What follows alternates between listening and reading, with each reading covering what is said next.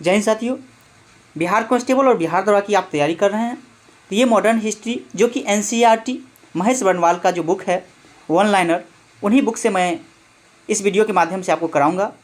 तो आप एक ही वीडियो में पूरे देख सकते हैं। मॉडर्न हिस्ट्री का जितना भी प्रश्न होंगे सारा प्रश्न आप एक ही वीडियो में देख सकते हैं। जो कि आपको एग्जाम होगा तो हूबहू प्रश्न आपको इससे देखने के लिए मिलेंगे। तो आपसे उम्मीद है कि वीडियो को शुरू से अंत तक जरूर देखिएगा। चलिए स्टार्ट करते हैं। सबसे पहला प्रश्न है, वास्को डी गामा कालीकट किस वर्ष पहुंचा था? तो ये आपका कब आया था? तो 1498 में आया था। और हम इसको डिटेल में भी देखने का प्रयास करेंगे, आखिर में सारा चीज़ लिखा हुआ ही है। तो हम चलिए डिटेल में देखते हैं। वास्को डी गामा 17 मई 1498 को भारत के पश्चिमी तट पर स्थित कालीकट, जो कि कालीकट कहाँ स्थित है? तो केरल में है। कालीकट जो कि एक बंदरगाह है, वहीं पर पहुंचा था। कौन? तो वास्को डी गामा एक पुर्तगाली यात्री था। आपसे पूछा जाएगा वास्को डी गामा कौन था? तो एक पुर्तगाली यात्री था जिसने भारत यूरोप के बीच एक नए समुद्री मार्ग यानी कैप ऑफ गुड होप की खोज किया था। कालीकट के तत्कालिक हिंद शासक जैमोरिन ने वास्को डी गामा का स्वागत किया था। चलिए नेक्स्ट क्वेश्चन हम देखते हैं। आपसे आग्रह है कि आप वीडियो को शुरू से अंत तक देखिए दोस्त, इससे आपको प्रश्न जरूर आएंगे और बहुत सारे प्रश्न आएंगे मॉडर्न हिस्ट्री से, तो आप शुरू से अंत तक जरूर देखिएगा। चलिए सेकंड क्वेश्चन है, लंदन में ब्रिटिश ईस्ट इंडिया कंपनी के गठन के समय भारत का मुगल बादशाह कौन था? तो लंदन में जब ब्रिटिश ईस्ट इंडिया कंपनी हुआ था उस समय में अगर बात करें भारत में मुगल शासक तो कौन था दोस्त? अकबर था। कौन था? अकबर था। जो कि ब्रिटिश ईस्ट इंडिया कंपनी की बात करें तो कब हुआ था इसकी स्थापना? 1600 में हुआ था। कब हुआ था? 1600 में। आखिर में हम इसको डिटेल में भी देखने का प्रयास करते हैं। देखिए दिया गया है, इंग्लैंड की महारानी एलिजाबेथ प्रथम के समय 31 दिसंबर 1600 को लंदन में ब्रिटिश ईस्ट इंडिया कंपनी की स्थापना की। इसके बाद है, इसे शाही चार्टर 15 वर्ष के लिए पूर्व देश से व्यापार करने का एक अधिकार प्रदान किया गया। इसका आरंभिक उद्देश्य भूभाग पर अधिकार करना नहीं था बल्कि व्यापार करना था। कंपनी के गठन के समय भारत का शासक मुगल बादशाह अकबर था। जो कि अकबर का कार्यकाल की बात करें दोस्त तो 1556 से लेकर के 1605 तक हो जाएंगे। देखिए सबसे पहले अगर ब्रिटिश इंडिया कंपनी की बात करते हैं तो आप देख लिए कि कब हुआ था? 31 दिसंबर 1600 को हुआ था। जो कि इसका मुख्य उद्देश्य था क्या करना था? तो भारत के साथ सिर्फ व्यापार करना था। लेकिन इसका ये आखिरी तक उद्देश्य नहीं रहा। धीरे धीरे भारत पे क्या करते गए? कब्जा करते गए और शासन प्रशासन दोनों बागीडोर संभाल लिए। चलिए आगे बढ़ते हैं।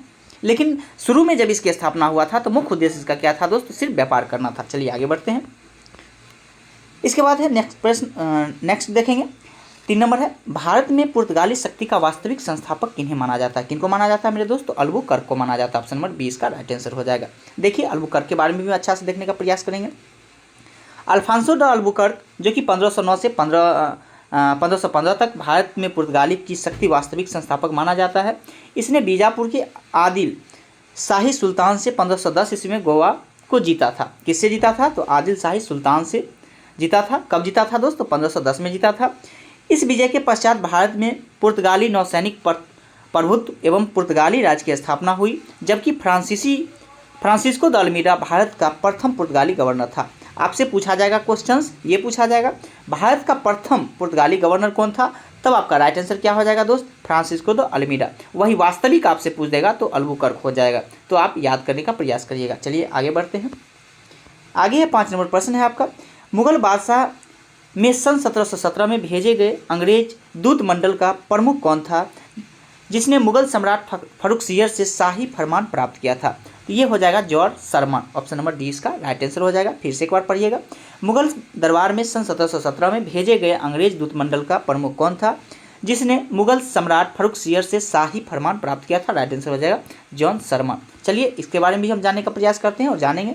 सारा क्वेश्चंस को हम डिटेल में देखने का प्रयास करें। हालांकि ठीक पहले से लगाया गया है क्योंकि हम पहले से ही एक बार पढ़े हुए हैं, तो आप भी जो है केवल देखने का प्रयास करिए। हालांकि चीज़ों को समझिए, ये टिक से आप मत घबराइएगा कि इसमें टिक लगा हुआ है, ऐसा कुछ भी नहीं है। तो जॉर्ज सरमन की बात करते हैं। इसके नेतृत्व में 1715 में कलकत्ता से दिल्ली में मुगल शासक फर्रुखसियर के दरबार में एक दूत मंडल भेजा। इस दूत मंडल में एडवर्ड स्टीफेंसन, विलियम हैमिल्टन नामक चिकित्सक और ख्वाजा सेधु नामक एक आर्मी न्यायी द्विभाषी शामिल था। चिकित्सक हैमिल्टन ने फर्रुखसियर को एक गंभीर रोग से मुक्ति दिलाई। इससे प्रसन्न होकर 1717 ईस्वी में बादशाह ने एक शाही फरमान जारी किया था। चलिए समझ चुके होंगे। आगे बढ़ते हैं। ईस्ट इंडिया कंपनी का आरंभिक नारा क्या था? तो इसका नारा था भूभाग नहीं व्यापार। जस्ट मैंने बताया था जिस समय में ईस्ट इंडिया कंपनी की स्थापना होती है, ब्रिटिश ईस्ट इंडिया कंपनी की, तो सिर्फ और सिर्फ भारत के साथ व्यापार के लिए ही ये कंपनी बनाया गया था, मुख्य उद्देश्य वही था। लेकिन आगे चलते चलते क्या किया गया, तो हम लोग के साथ शासन और प्रशासन की बागीडोर खुद उन्होंने संभालना शुरुआत कर दिया था। देखिए इसके बारे में भी हम पढ़ लेते हैं। भूभाग नहीं व्यापार ईस्ट इंडिया कंपनी का आरंभिक नारा था। अंग्रेजों ने भारत में अपना पहला व्यापारी कारखाना की बात करते हैं तो 1613 ईस्वी में जहांगीर के शासनकाल में सूरत में स्थापित किया था। देखिए दोस्त, सबसे पहले अगर हम बात करते हैं कब खोला था ईस्ट इंडिया कंपनी, तो सबसे पहले हालांकि 1608 ईस्वी में ही कंपनी लगाया था, जो कि कहाँ, सूरत में ही लगाया था।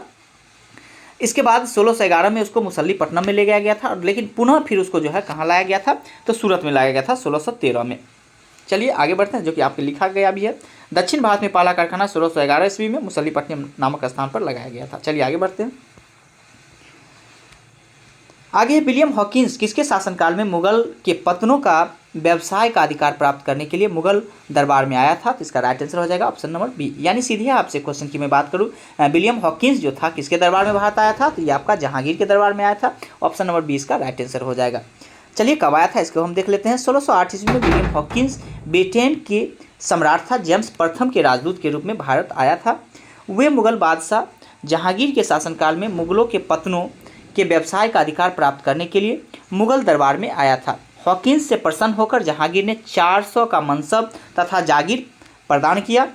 ऐसा पद प्राप्त करने वाला विलियम हॉकिंस प्रथम ब्रिटिश व्यक्ति था। जहांगीर ने हॉकिंस को इंग्लिश खां की उपाधि दिया था। ये भी क्वेश्चन आपसे बार बार पूछा जाता है। जहांगीर ने कैप्टन हॉकिंस को कौन सी उपाधि देकर के लौटाया था, तो इंग्लिश खां की उपाधि दिया था। कौन सा, तो इंग्लिश खां की। आप याद करने का प्रयास करिएगा। चलिए आगे बढ़ते हैं दोस्त। क्वेश्चंस बहुत अच्छे प्रश्न हैं, आपसे उम्मीद है कि आप वीडियो को शुरू से अंत तक जरूर देखेंगे। चलिए स्टार्ट करते हैं, फिर आगे बढ़ते हैं। निम्नलिखित में से किसे भारत में फ्रांसीसी कंपनी के संस्थापक माना जाता है, तो कोलबर्ट को माना जाता है। किसको माना जाता है दोस्त, कोलबर्ट को माना जाता है। कोलबर्ट को भारत में फ्रांसीसी कंपनी के संस्थापक के रूप में माना जाता है। 1664 ईस्वी में फ्रांस के सम्राट लुईस 14वें के मंत्री था। कोलबर्ट के प्रयास से फ्रेंच ईस्ट इंडिया कंपनी की स्थापना हुई। कब हुआ था, तो 1664 ईस्वी में, आपको याद रखना है, जिसे कंपनी देश दन इंड देश ओरियन लेस कहा गया। फ्रैंक कैरो के प्रयास से सूरत में 1668 में प्रथम फ्रांसीसी व्यापारिक केंद्र स्थापित हुआ। चलिए आगे बढ़ते हैं। 9 नंबर प्रश्न है, प्रथम कर्नाटक युद्ध में कौन सा तात्कालिक युद्ध था, मतलब कारण था, इसके बारे में आपको कहा गया है। कौन सा है, तो इसमें देखेंगे सबसे पहले कहा गया है जो प्रथम कर्नाटक, इसका राइट आंसर क्या हो जाएगा, प्रथम कर्नाटक युद्ध का कौन सा तात्कालिक कारण था, तो इसमें दोस्त ऑस्ट्रिया की राजगद्दी का युद्ध, ऑप्शन नंबर 20 का राइट आंसर हो जाएगा, जो कि ऑस्ट्रिया की राजगद्दी का युद्ध के कारण ही प्रथम कर्नाटक युद्ध का तात्कालिक कारण था। आगे बढ़ते हैं। 10 नंबर है, डचों ने बंगाल में कौन सा कारखाना स्थापित किया था, तो इसका राइट आंसर हो जाएगा पिंपली। डचों ने बंगाल में कौन सा कारखाना स्थापित किया था, तो पिंपली इसका राइट आंसर हो जाएगा। देखिएगा इसके बारे में भी हम डिटेल में देखने का प्रयास करेंगे। सन 1627 में डचों की बंगाल में प्रथम कंपनी पिपली में स्थापित हुआ था। डच ने अगर पूछेगा बंगाल में सबसे पहले कंपनी कहाँ खोली थी, तो पिपली इसका राइट आंसर हो जाएगा। कहाँ में, पिपली में हुआ था। इसका मुख्य उद्देश्य दक्षिण पूर्व एशिया के द्वीपों से व्यापार करना था। 1653 में चीनसुरा, जो कि चीनसुरा कहाँ जगह है, तो बंगाल में ही है, में डचों द्वारा व्यापारिक कंपनी की स्थापना की गई, जिसके पश्चात बंगाल में डचों के व्यापार में विस्तार हुआ। यहाँ पर डचों द्वारा निर्मित दुर्ग गुस्तांबुल फोर्ट के नाम से जाना जाता है। चलिए आगे बढ़ते हैं। 17वीं शताब्दी में अंग्रेज द्वारा यूरोप को निर्यात की जाने वाली कौन सी वस्तु नहीं थी, तो इसमें चाय नहीं था। कौन सा नहीं था दोस्तों, चाय नहीं था। एक बार और देखेंगे, 17वीं शताब्दी में अंग्रेज द्वारा यूरोप को निर्यात किए जाने वाला कौन सा वस्तु नहीं था, तो चाय नहीं था। कौन कौन था, तो आपका मसाला हो गया, सूती वस्त्र हो गया, नील हो गया, ये सब था। चलिए आगे देखते हैं। देखिए इसमें भी डिटेल में हम देखने का प्रयास करते हैं। सारा क्वेश्चंस का डिटेल इसी जगह दिया गया है और आप बने रहिए, बहुत ही अच्छा प्रश्न है। 17वीं शताब्दी में अंग्रेज द्वारा यूरोप का चाय का निर्यात नहीं किया गया जाता था। मसाला, सूती वस्त्र एवं नील 17वीं शताब्दी में अंग्रेज द्वारा यूरोप को निर्यात की जाने वाली वस्तुएं थी, जो कि नील की खेती अंग्रेजों द्वारा प्रारंभ की गई प्रथम व्यापारिक कार्य था। तो देख चुके होंगे दोस्त। मैंने शुरुआत में शायद आपको बोल दिया था वन लाइनर, लेकिन आप देख सकते हैं एमसीक्यू के रूप में दिया गया है, एमसीक्यू के रूप में प्रश्न है। तो हालांकि हमसे मिस हो गया था, हम जैसे ही बताया था कि वन लाइनर के रूप में दिया गया है, तो इस बात को आप थोड़ा सा कंप्रोमाइज़ करेंगे, हो जाती है, थोड़ा सा बोलने में मिस हो गया था। चलिए और कोई बात नहीं है, आप पढ़ने पर ध्यान देंगे। देखिए 12 नंबर प्रश्न है, भारत में अंग्रेजों की फ्रांसीसी चुनौती का अंत किस युद्ध से हुआ था? तो इसका राइट आंसर हो जाएगा बांडीवास का युद्ध, जो कि बांडीवास का युद्ध की मैं बात करूँ तो 22 जनवरी जो तो आपका लिखा गया है, चलिए बता देते हैं, यहाँ पूरा डिटेल में है। 22 जनवरी 1760 ईस्वी में बांडीवास के युद्ध में अंग्रेज ने फ्रांसीसी सेना को बुरी तरह से पराजित किया था। इसमें फ्रांसीसियों का भारत में प्रभाव समाप्त हो गया। इस युद्ध में अंग्रेजी सेना का नेतृत्व सर आयरकुट कर रहे थे। और बार बार प्रश्न पूछा जाता है दोस्त, जो बांडीवास का युद्ध हुआ था उसमें अंग्रेजी सेना का नेतृत्व किसके द्वारा किया जा रहा था? तो सर आयरकुट के द्वारा किया जा रहा था। तथा फ्रांसीसी सेना का नेतृत्व कौन कर रहे थे? तो डी लाली के द्वारा, काउंट डी लाली के द्वारा किया जा रहा था। 17 फरवरी 1763 को पेरिस की संधि के साथ सप्तवर्षीय युद्ध समाप्त हो गया। इसके परिणाम स्वरूप लाली को आत्मसमर्पण करना पड़ा। इस प्रकार भारत में तृतीय आंग्ल फ्रांसीसी युद्ध समाप्त हो गया। चलिए आगे बढ़ते हैं। और आपसे बार बार क्वेश्चन पूछा जाता है पेरिस की संधि दोस्त, तो याद रखना है आपको कब हुआ था? 17 फरवरी 1763 को पेरिस की संधि हुआ था, तो आपको याद रखना है। चलिए आगे बढ़ते हैं।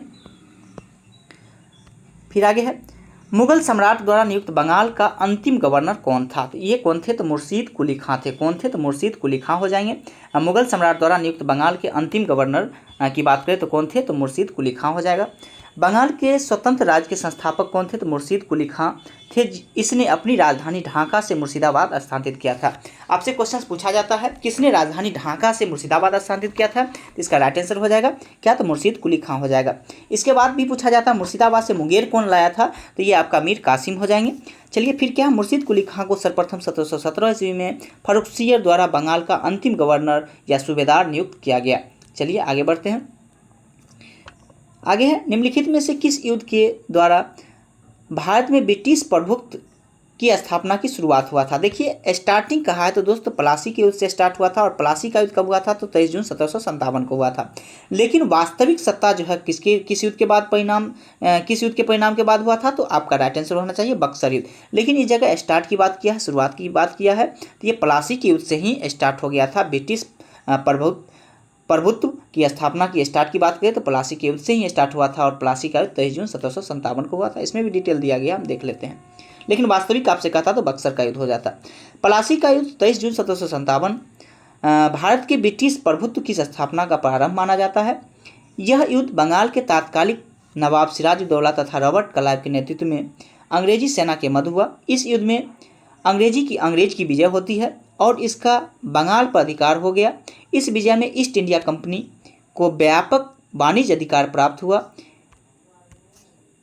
इससे अर्जित किए गए लाभों से उसकी सैन्य एवं राजनीतिक शक्ति में निरंतर वृद्धि हुई और भविष्य में बंगाल से बाहर राजनीतिक प्रभुत्व के विस्तार की पृष्ठभूमि तैयार की गई। चलिए आगे बढ़ते हैं। आगे है, निम्नलिखित में से किसे स्वर्ग से उत्पन्न सेनानायक कहा गया है? इसका राइट आंसर हो जाएगा दोस्त रॉबर्ट क्लाइव हो जाएगा। क्या हो जाएगा? रॉबर्ट क्लाइव हो जाएगा। रॉबर्ट क्लाइव की बात करें तो रॉबर्ट क्लाइव की बात करते हैं तो रॉबर्ट क्लाइव 1757 से 1760 एवं 2 बार ये बना है गवर्नर। 1765 से लेकर के 1767 तक ये जो है क्या रहा था, बंगाल के गवर्नर के रूप में काम किए हैं। इसके बाद बंगाल के प्रथम गवर्नर बनाया गया। इसने बंगाल में द्वैत शासन लागू किया था, जो कि कब से कब तक रहा था बंगाल में द्वैत शासन? 1765 से लेकर के 1772 तक लागू हुआ था, जिसे वारेन हेस्टिंग्स के द्वारा समाप्त किया गया था। किसके द्वारा दोस्तों? वारेन हेस्टिंग्स के द्वारा समाप्त कर दिया गया था, जो कि कब किया गया था? 1772 में किया गया था। विलियम पिट ने रॉबर्ट क्लाइव को स्वर्ग से उत्पन्न सेनानायक कहा है। तो आपको याद रखना है स्वर्ग से उत्पन्न सेनानायक किसके बारे में कहा गया है? तो तब तो आपका राइट आंसर क्या हो जाएगा? क्लाइव हो जाएंगे आप। लेकिन अगर आपसे पूछेगा किसने कहा है तो विलियम पिट के द्वारा कहा गया। किसके द्वारा? विलियम पिट ने रॉबर्ट क्लाइव को स्वर्ग से उत्पन्न सेनानायक कहा है। चलिए आगे बढ़ते हैं। बक्सर के युद्ध के समय बंगाल का नवाब कौन था? तो ये आपका दोस्त कौन थे? तो मीर जाफर थे। और बक्सर के युद्ध की बात करें तो 22 अक्टूबर, आप लोग जानते भी होंगे 22 अक्टूबर कब हुआ था? 1764 को हुआ था। उस समय बंगाल के नवाब कौन थे? तो मीर जाफर थे। चलिए इसको भी हम डिटेल में हालांकि दिया गया है तो देख लेते हैं। मीर जाफर बक्सर के युद्ध में के समय बंगाल का नवाब था। बक्सर का युद्ध 22 अक्टूबर 1764 में ईस्ट इंडिया कंपनी के हेक्टर मुनरो और बंगाल और मुगल तथा नवाब की सेनाओं के मध्य लड़ा।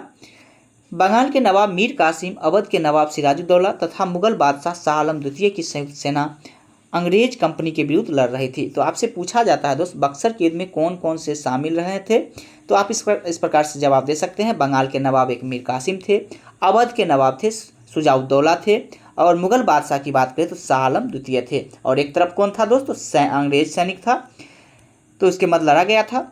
और बक्सर के युद्ध के पश्चात ही भारत में वास्तविक रूप से ब्रिटिश प्रभुत्व की स्थापना किया गया था। अभी जस्ट मैंने बताया था, वास्तविक की बात करें तो किस युद्ध के, तो बक्सर युद्ध से स्टार्ट हुआ था। चलिए आगे बढ़ते हैं, आप लोग जान चुके होंगे बक्सर युद्ध के बारे में।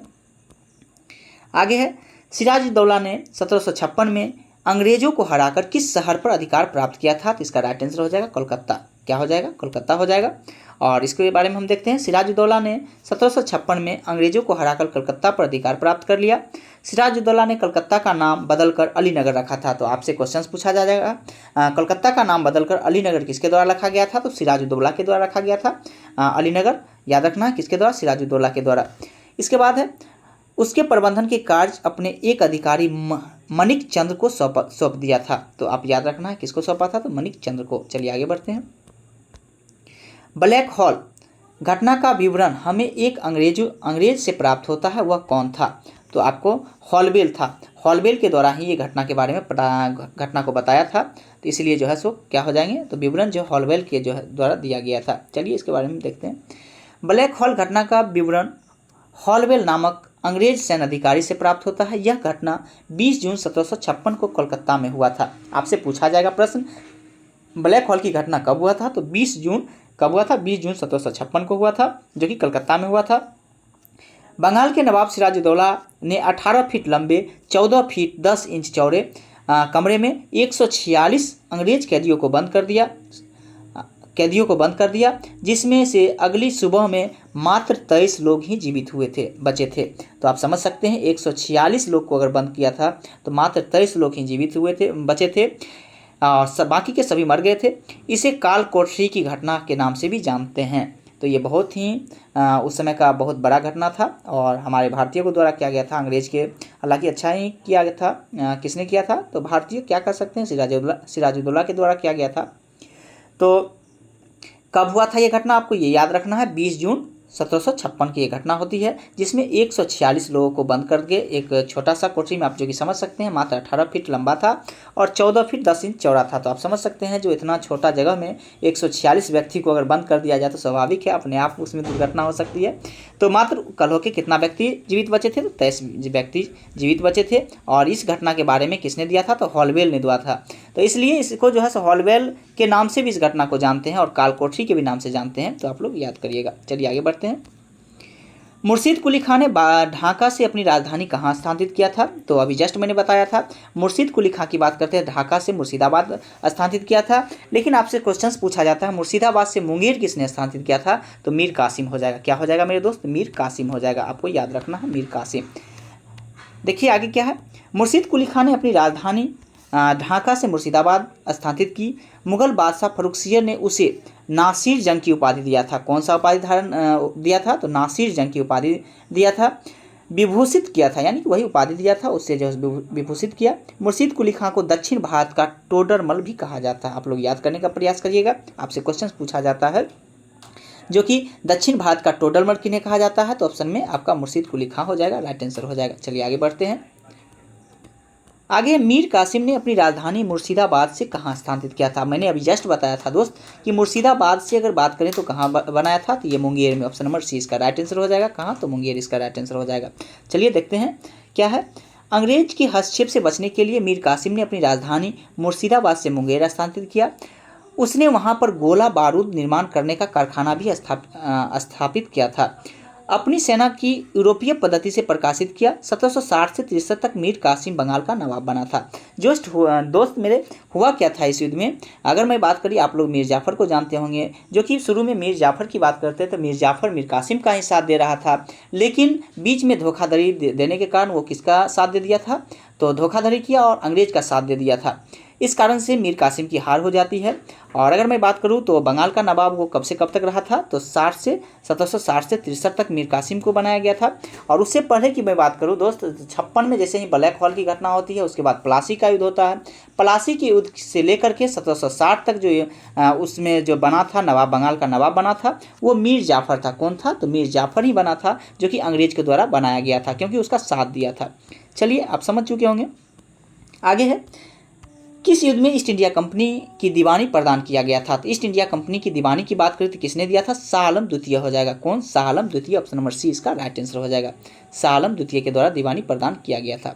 चलिए आगे है वर्ष 1765 में बंगाल, बिहार तथा उड़ीसा की दीवानी प्रदान किए जाने के बाद अंग्रेज सर्वप्रथम किस पर्वतीय जनजाति के संपर्क में आए थे? तो इसका राइट आंसर हो जाएगा खासी। आप लोग खासी जनजाति के बारे में पढ़े भी होंगे। गारो, खासी, जयंतिया इस प्रकार की हिल्स भी है और ये जनजाति भी है, खासी जनजाति भी है। तो ये कहाँ रहती है? तो असम, मेघालय के क्षेत्र में रहती है और कुछ मात्रा में अगर मैं बात करूँ तो असम के भी क्षेत्र में ये निवास करती है। तो सबसे आपसे पहले पूछेगा, क्या पूछेगा? 1765 में बंगाल, बिहार तथा उड़ीसा की दीवानी प्रदान किए जाने के बाद अंग्रेज सर्वप्रथम किस पर्वतीय जनजाति के संपर्क में आए थे? तो इसका राइट आंसर हो जाएगा मेरे दोस्त खासी हो जाएगा। क्या हो जाएगा? खासी हो जाएगा। चलिए इसके बारे में भी हम थोड़ा सा डिटेल में जानने का प्रयास करते हैं। बंगाल, बिहार तथा उड़ीसा की दीवानी प्राप्त करने के पश्चात अंग्रेजों ने सिलहट, जो कि सिलहट बंगाल में पड़ता है, सिलहट से जयंतिया तथा गारो पहाड़ी क्षेत्र को जोड़ने का उद्देश्य से सड़कों का निर्माण प्रारंभ किया। परंतु इस क्षेत्र में निवास करने वाली खासी जनजाति के द्वारा तीरथ सिंह के नेतृत्व में इसका विरोध किया गया था। किसके द्वारा विरोध किया गया है मेरे दोस्त? तीरथ सिंह के द्वारा विरोध किया गया था। इस प्रकार अंग्रेज सर्वप्रथम खासी पर्वतीय जनजाति के संपर्क में आए थे। तो क्या हो जाएगा? खासी जनजाति इसका राइट आंसर हो जाएगा। चलिए आगे बढ़ते हैं। महाराजा रणजीत सिंह के राज की राजधानी की मैं बात करूं तो कहाँ था? लाहौर था। ऑप्शन नंबर सी इसका राइट आंसर हो जाएगा। कहाँ हो जाएगा? लाहौर हो जाएगा। शेर पंजाब के नाम से प्रसिद्ध रणजीत सिंह ने 1799 में लाहौर पर अधिकार कर लिया तथा उसे अपनी राजधानी बनाया। उन्होंने 1802 में अमृतसर को भी भंगी मिसल से छीन लिया। इस प्रकार पंजाब की राजनीतिक राजधानी लाहौर और धार्मिक राजधानी अमृतसर दोनों अधीन में आ गया। 12 अप्रैल 1801 को रणजीत सिंह ने महाराजा की उपाधि धारण किया था। तो देखिए, महाराजा रणजीत सिंह से आपसे प्रश्न पूछा जाता है एक धार्मिक राजधानी कहाँ हुआ? तो धार्मिक राजधानी की बात करें, धार्मिक राजधानी आपका अमृतसर हो जाएगा। और वैसे अगर राजधानी की बात करें तो इसका राजधानी कहाँ था? तो लाहौर था। चलिए, धार्मिक राजधानी आपको याद रखना है, लाहौर कहाँ था? तो अमृतसर हो जाएगा इसका राइट आंसर। इसके बाद है रणजीत सिंह ने राज्य में शामिल था। रणजीत सिंह के राज्य में कौन शामिल था? ये आपको जगह, प्रॉपर जगह दिया गया है, कौन कौन शामिल था, तो आप ध्यान से देखने का प्रयास करिएगा।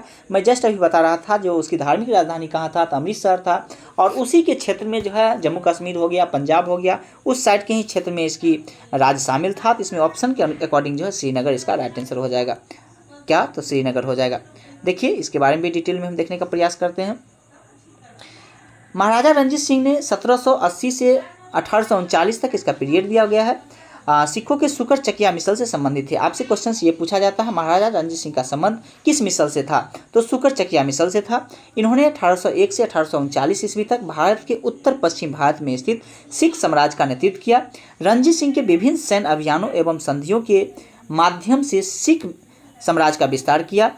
इन्होंने साम्राज्य के अंतर्गत निम्नलिखित क्षेत्र में सम्मिलित थे, जैसे कि लाहौर हो गया, अमृतसर हो गया, अटक, मुल्तान, इस प्रकार के क्षेत्र होंगे, बारी दोआब हो गया, पेशावर हो गया, श्रीनगर एवं कश्मीर। तो इस प्रकार के जो क्षेत्र थे उसका विस्तार किया गया था। किसके द्वारा किया गया था?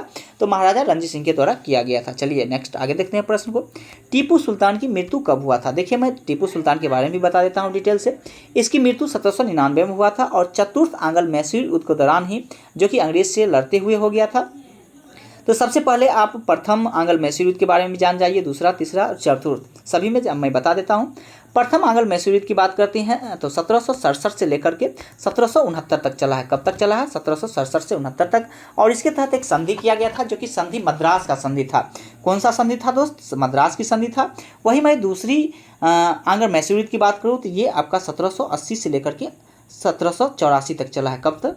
1780 से आपको 84 तक याद रखना है। और इसके तहत जो संधि हुआ था, ये संधि था आपका मंगलौर की संधि था। कौन सा? मंगलौर की संधि आपको याद रखना है। और इसी में इसके पिता थे हैदर अली। इनकी मृत्यु हो जाती है एक पोर्टो नोवा युद्ध के समय में, जो कि पोर्टो नोवा का युद्ध कब हुआ था? तो 1781 में हुआ था। कब हुआ था? 1781 में पोर्टो नोवा के युद्ध में ही टीपू सुल्तान के पिता की मृत्यु हो जाती है, जिनका नाम हैदर अली हुआ करता था। इस और दूसरे आंग्ल मैसूर युद्ध की बात करता हूं तो दूसरे आंग्ल मैसूर युद्ध, जो कि 1780 से 1784 तक चला था और इसके तहत मंगलौर की संधि हुआ था। इसके बाद मैं तीसरे आंग्ल मैसूर युद्ध की बात करता हूं तो 1790 से लेकर के 1792 तक चला है और इसके तहत श्रीरंगपट्टनम की संधि होती है।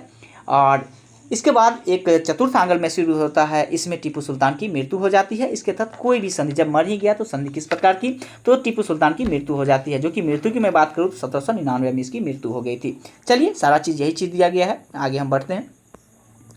आगे है, निम्नलिखित में से किसने कहा ईश्वर की इच्छा थी कि मैं सब धर्मों को एक निगाह से देखूं, इसलिए मैंने दूसरी आंख की रोशनी ले ली। बहुत ही अच्छा मेरे दोस्त प्रश्न है, और इस प्रकार के प्रश्न बहुत बार पूछा गया है। तो इसका राइट आंसर हो जाएगा महाराजा रणजीत सिंह। क्या हो जाएगा, महाराजा रणजीत सिंह के द्वारा कहा गया था ईश्वर की इच्छा थी कि ईश्वर की इच्छा थी कि मैं सब धर्मों को एक निगाह से देखूं, इसलिए उन्होंने उसकी दूसरी आंख की रोशनी ले ली। यानी अपने बारे में कहा है, महाराजा रणजीत सिंह के बारे में, अपने खुद के बारे में बोले थे। तो ये किन्होंने कहा था, महाराजा रणजीत सिंह के द्वारा कहा गया था। चलिए, वही चीज़ लिखा गया है। आगे है, कर्नवालिस ने टीपू सुल्तान के विरुद्ध जो त्रिदलीय गुट बनाया उसमें शामिल था। कौन कौन शामिल था, त्रिगुटीय जो गुट हुआ था कर्नवालिस के द्वारा, उसमें कौन कौन शामिल था, तो अंग्रेज था, निजाम था और मराठा था। आपसे पूछा जाएगा, ऑप्शन ए को नहीं दिया, मतलब अलग दे दिया जाएगा, कर्नाटक क्षेत्र का या हैदराबाद, इस प्रकार से दे दिया जाएगा। तो ये आपको याद रखना है, अंग्रेज था, निजाम था और मराठा। ऑप्शन नंबर ए इसका राइट आंसर हो जाएगा। देखिए, डिटेल में देखने का प्रयास करते हैं। कर्नवालिस ने टीपू सुल्तान के विरुद्ध जो त्रिदलीय गुट बनाया उसमें अंग्रेज, निजाम और मराठा शामिल था। कर्नवालिस ने जून 1790 में मराठा के साथ 4 जुलाई 1790 को, तो मैं बताता हूँ क्या कर्नवालिस ने, सॉरी दोस्त थोड़ा सा मिस हो गया, हाँ, 4 जुलाई 1790 को निजाम के साथ मैत्री संधि पर हस्ताक्षर कर दोनों की सैन्य सहयोग करने के लिए बांध किया। इस संधि को त्रिगुट संधि भी कहा गया। कौन सा संधि कहा गया था, त्रिगुट संधि कहा गया था। आगे बढ़ते हैं। मद्रास का गवर्नर कौन था, मद्रास का गवर्नर कौन था जिन्होंने टीपू सुल्तान के साथ मंगलौर की संधि किया था, तो इसका राइट आंसर हो जाएगा क्या, लॉर्ड मैकार्टने, लॉर्ड मैकार्टने हो जाएगा, इसका राइट आंसर हो जाएगा। ये भी क्वेश्चन आपसे पूछा गया है क्वेश्चन से, तो आप लोग याद करने का प्रयास करिएगा।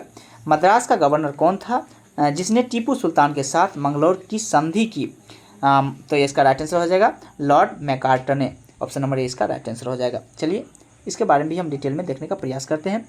टीपू सुल्तान के साथ मंगलौर की संधि पर हस्ताक्षर करने के समय मद्रास का गवर्नर जो था लॉर्ड मैकार्टने था। द्वितीय मैसूर युद्ध जो कि मैंने जस्ट बताया था 1780 से 1784 तक चला था, और 1784 में ही एक संधि होती है जिसका नाम मंगलौर की संधि होती है। इसके तहत ये युद्ध को समाप्त किया गया था। टीपू सुल्तान फ्रांसीसी जैकोबिन क्लब का एक सदस्य बना तथा अपनी राजधानी श्रीरंगपट्टनम में फ्रांसीसी स्वतंत्रता का प्रतीक एक वृक्ष लगाया था। तो चलिए आगे बढ़ते हैं। भारत का प्रथम भारतीय गवर्नर जनरल कौन था, भारत, मेरे दोस्त क्वेश्चन पर देखने का प्रयास करिएगा, कह रहा है भारत का प्रथम भारतीय गवर्नर जनरल, तो इसका राइट आंसर क्या हो जाएगा, सी राजगोपालाचार्य हो जाएंगे। क्या हो जाएंगे, सी राजगोपालाचार्य हो जाएंगे। मैं आपको डिटेल में बता देता हूं गवर्नर जनरल के बारे में।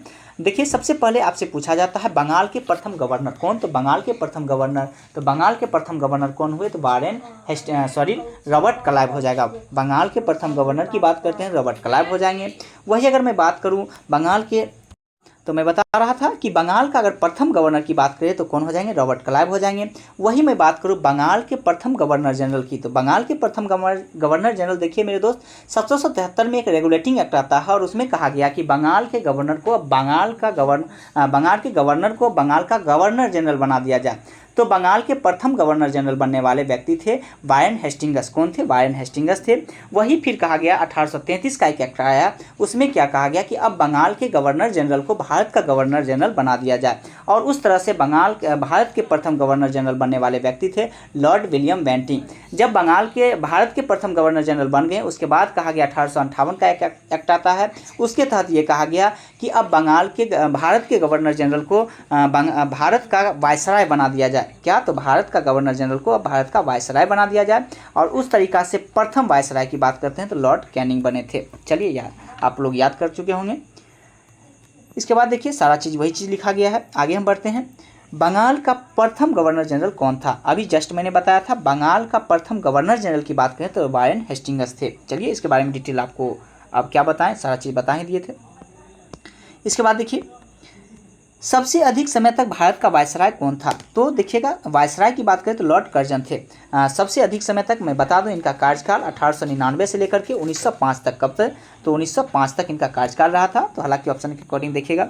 हालांकि एक और चीज़ है, भारत का वायसराय की मैं बात करूँ तो लॉर्ड लिथगो का कार्यकाल 36 कब से 1936 से लेकर के मेरे दोस्त 43 तक इनका कार्यकाल रहा है। तो ऑप्शन में लॉर्ड लिथगो नहीं है, तो आप इसमें क्या मार सकते हैं, लॉर्ड कर्जन मार सकते हैं, ये जो कि राइट आंसर हो जाएगा। चलिए, और अगर मैं तो देखिए सबसे पहले मैं बता दूं कि लॉर्ड कर्जन के द्वारा जो कि काम किया गया था उनके संबंध में। देखिए इनका कार्यकाल मैंने जस्ट बता दिया, 1899 से लेकर के 1905 तक रहा है। यह भारत का सर्वाधिक अलोकप्रिय वायसराय रहा था। हालांकि अलोकप्रिय होने का कारण आप सभी जानते होंगे कि बंगाल को जो है सो विभाजन की बात कर दिया था, जो कि लॉर्ड कर्जन के द्वारा ही किया गया था। तो एक अलोकप्रिय ये बहुत ख़राब लोग थे। हालांकि मैं क्या बताऊं, आप लोग जान चुके होंगे। इसी के कार्यकाल में बंगाल का विभाजन हुआ, जो कि 1905 में हुआ था। कर्जन ने एक सिंचाई आयोग तथा पुलिस आयोग का गठन किया था। हालांकि मैं बात करूं पुलिस आयोग का, आपसे क्वेश्चन पूछा जाता है पुलिस आयोग की अध्यक्षता किसके द्वारा किया गया था। तो पुलिस आयोग की अध्यक्षता की मैं बात करूं तो एंड्रयू फ्रेजर के द्वारा किया गया था। किसके द्वारा, एंड्रयू फ्रेजर के द्वारा किया गया था। इसके बाद रेलवे आयोग का भी रेलवे आयोग एक लाया था, और इस ठीक समय में सर्वाधिक रेलवे का विकास भी हुआ था। तो आपको ये भी याद रखना है। और इसी के समय में दोस्त रेलवे बोर्ड की भी स्थापना किया गया था, जो कि कब किया गया था, तो 1905 में किया गया था। आपको याद रखना है रेलवे बोर्ड की स्थापना कब किया गया था, तो 1905 में किया गया था, कर्जन के समय में ही किया गया था। देखिए जस्ट मैंने ऊपर में आपको बताया था लॉर्ड लिथगो का अगर वायसराय के रूप में अगर सबसे ऑप्शन रहता तो आप लॉर्ड लिथगो मारते, लेकिन आपको यहाँ भी लिख दिया गया है जो कि लंबे समय तक सबसे ज़्यादा अगर मैं बात करूँ वायसराय के रूप में कौन कार्य किए हैं, तो लॉर्ड लिथगो किए हैं, जो कि 1936 से लेकर के 1944 तक काम किए हैं। हालांकि कोई बुक 43 ही देता है, तो आप याद करने का प्रयास करिएगा। इन दिसंबर के करीब में ये रहा था, तो आप याद करिएगा। तो लॉर्ड लिथगो का सबसे ज़्यादा समय रहा था, ऑप्शन में नहीं था, इसलिए आप कर्जन लगा सकते थे। चलिए आगे है, महारानी विक्टोरिया को भारत की सामग्री घोषित कब किया गया था, तो ये 1876 में किया गया था। कब किया गया था, 1876 में। चलिए देखते हैं डिटेल में। महारानी विक्टोरिया को भारत की सामग्री 1858 ईस्वी में घोषित किया गया। 1 जनवरी 1877 में आयोजित किए गए दिल्ली दरबार में इन्हें केसर-ए-हिंद की उपाधि प्रदान की गई। इसमें सामग्री द्वारा घोषित की गई थी कि स्थानीय राजाओं के अधिकारों, गौरव तथा सम्मान को वह अपने सम्मान के बराबर ही मानती है। चलिए आगे बढ़ते हैं।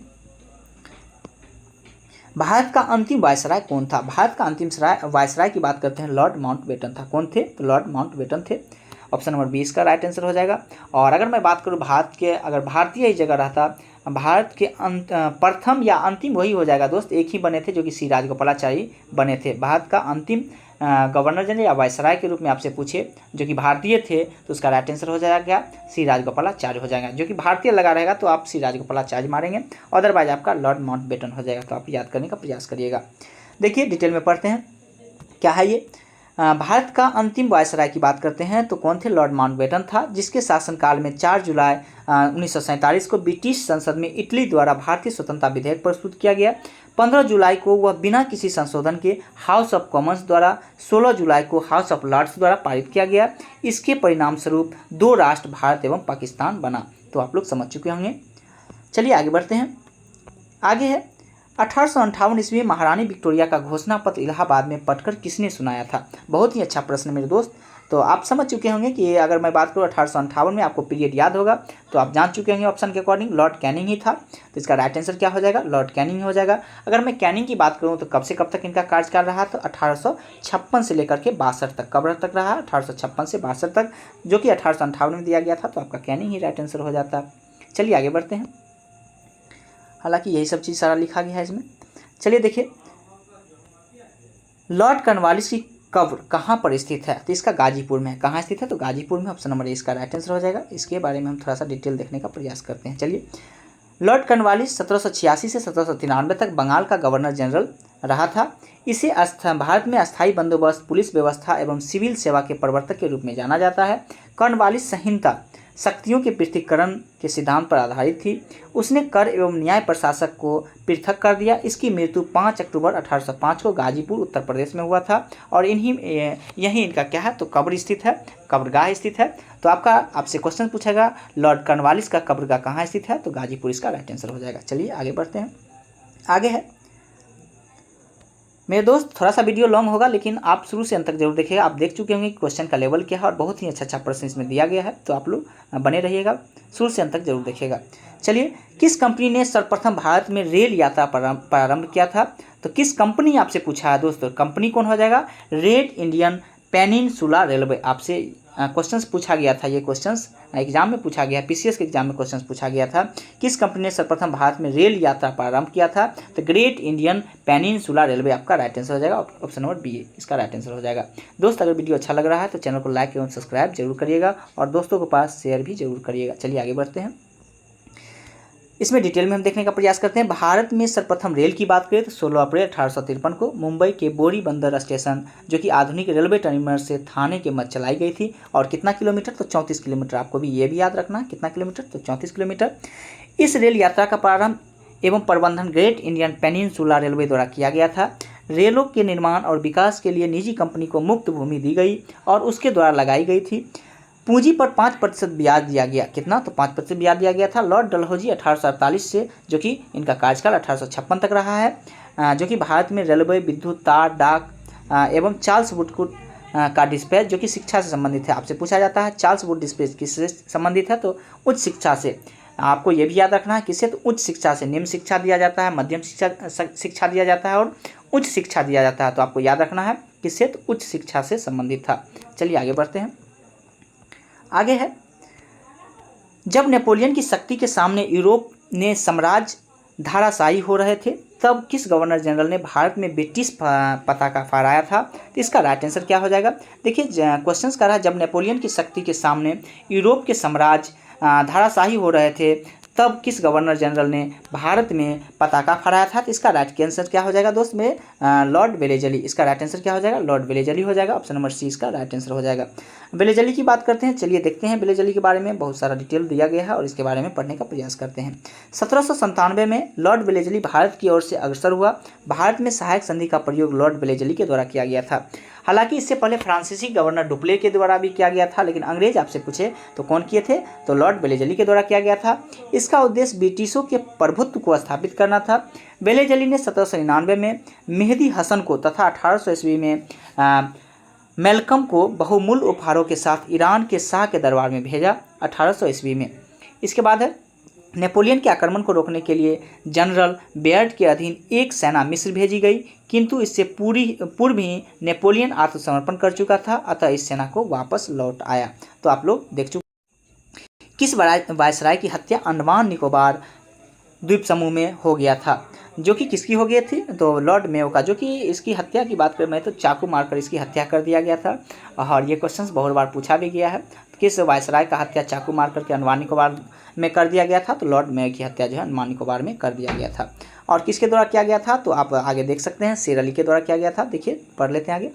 लॉर्ड मेयो एकमात्र ऐसा वायसराय था जिसकी हत्या उसके कार्यकाल के दौरान एक अफगानी शेर अली वर्ष 1872 में अंडमान निकोबार में कर दिया गया था।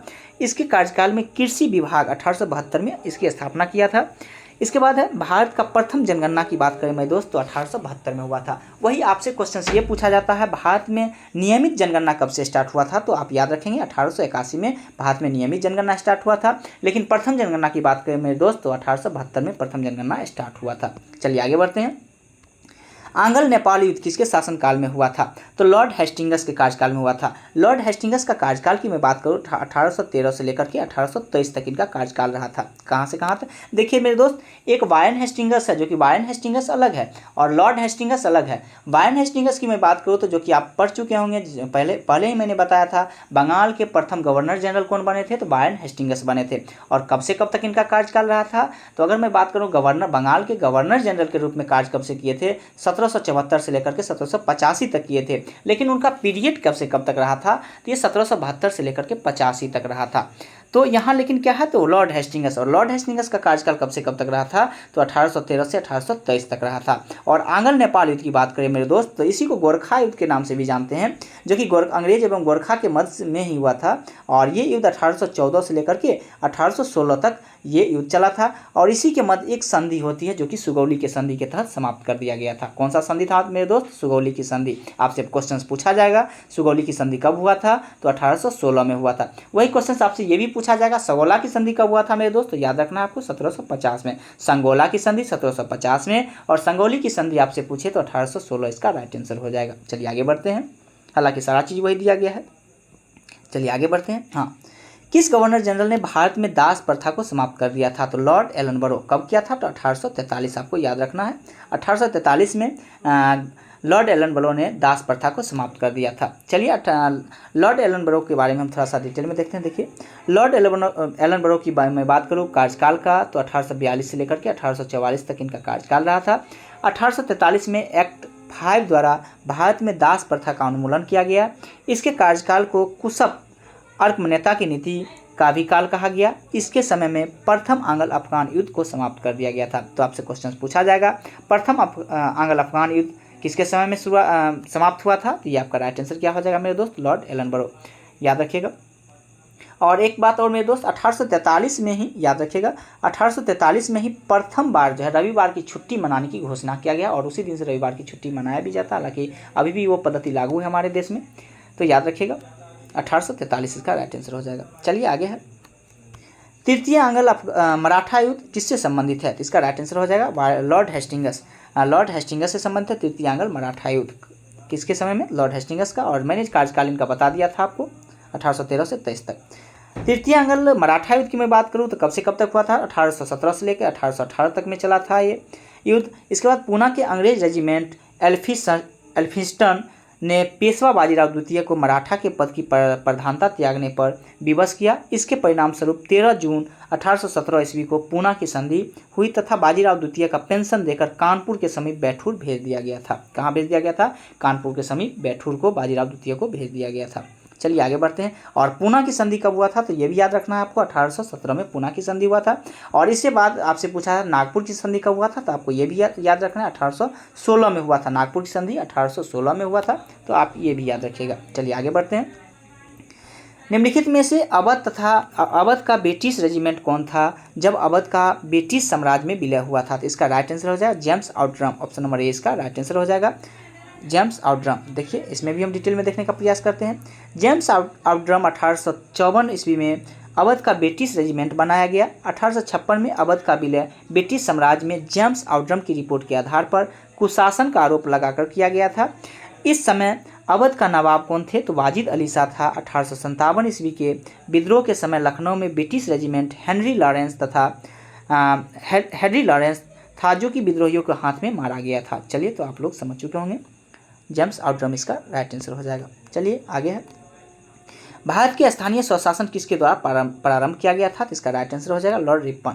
भारत में स्थानीय स्वशासन का जनक किन्हें माना जाता है, लॉर्ड रिपन को माना जाता है। और रिपन का कार्यकाल की मैं बात करूँ तो कब से कब तक रहे, 1880 से लेकर के 84 तक, याद रखिएगा 1880 से 84 तक इनका कार्यकाल रहा। हालांकि बहुत सारा इनके समय में काम भी हुआ था, जैसे मैंने बताया था। नियमित जनगणना की बात करूँ तो नियमित जनगणना कब से स्टार्ट हुआ था, 1881 से, जो कि लॉर्ड रिपन के द्वारा ही स्टार्ट किया गया था। चलिए आगे बढ़ते हैं।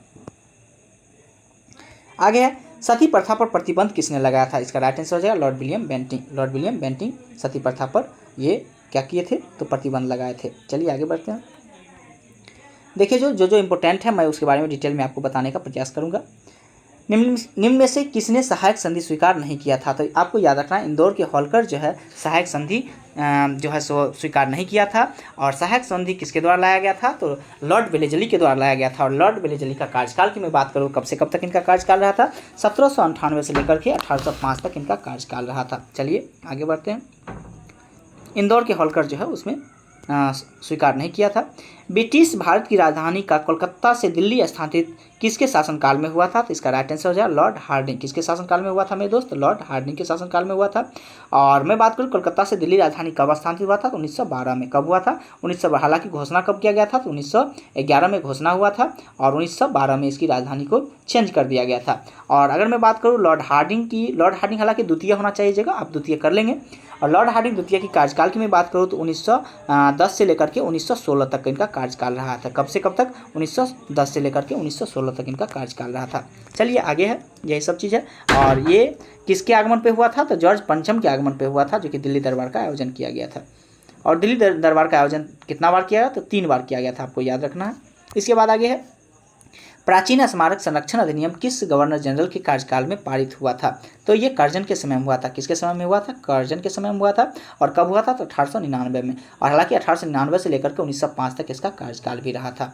और ये आपसे क्वेश्चन पूछा जाता है, प्राचीन स्मारक संरक्षण अधिनियम जो है किसके कार्यकाल में हुआ था, कर्जन के कार्यकाल में हुआ था। आप लोग तो देख चुके होंगे। और एक और क्वेश्चन है दोस्त, तो याद रखिएगा, अकाल आयोग की अध्यक्षता किसके द्वारा किया गया था? मैकडोनाल्ड के द्वारा अध्यक्षता किया गया था। चलिए आगे बढ़ते हैं। पुलिस आयोग के बारे में मैंने बता दिया था। आगे 1802 ईस्वी में बसीन की संधि पर हस्ताक्षर किसके मध्य हुआ था? तो बसीन की संधि आप जान चुके होंगे, एक तो अंग्रेज तो था ही, और 1802 में कौन से आपको जो है सो बात करें जो कौन मराठा की तरफ से लड़ रहे थे, तो आप जो है सो देख सकते हैं। हालांकि देखिए बाजीराव प्रथम तो होगा नहीं कि बाजीराव प्रथम की बात करें 1720 से लेकर के कहाँ तक थे, तो 40 तक थे। आप इस ऑप्शन में आप ढूंढ सकते हैं कौन कौन हो सकते हैं।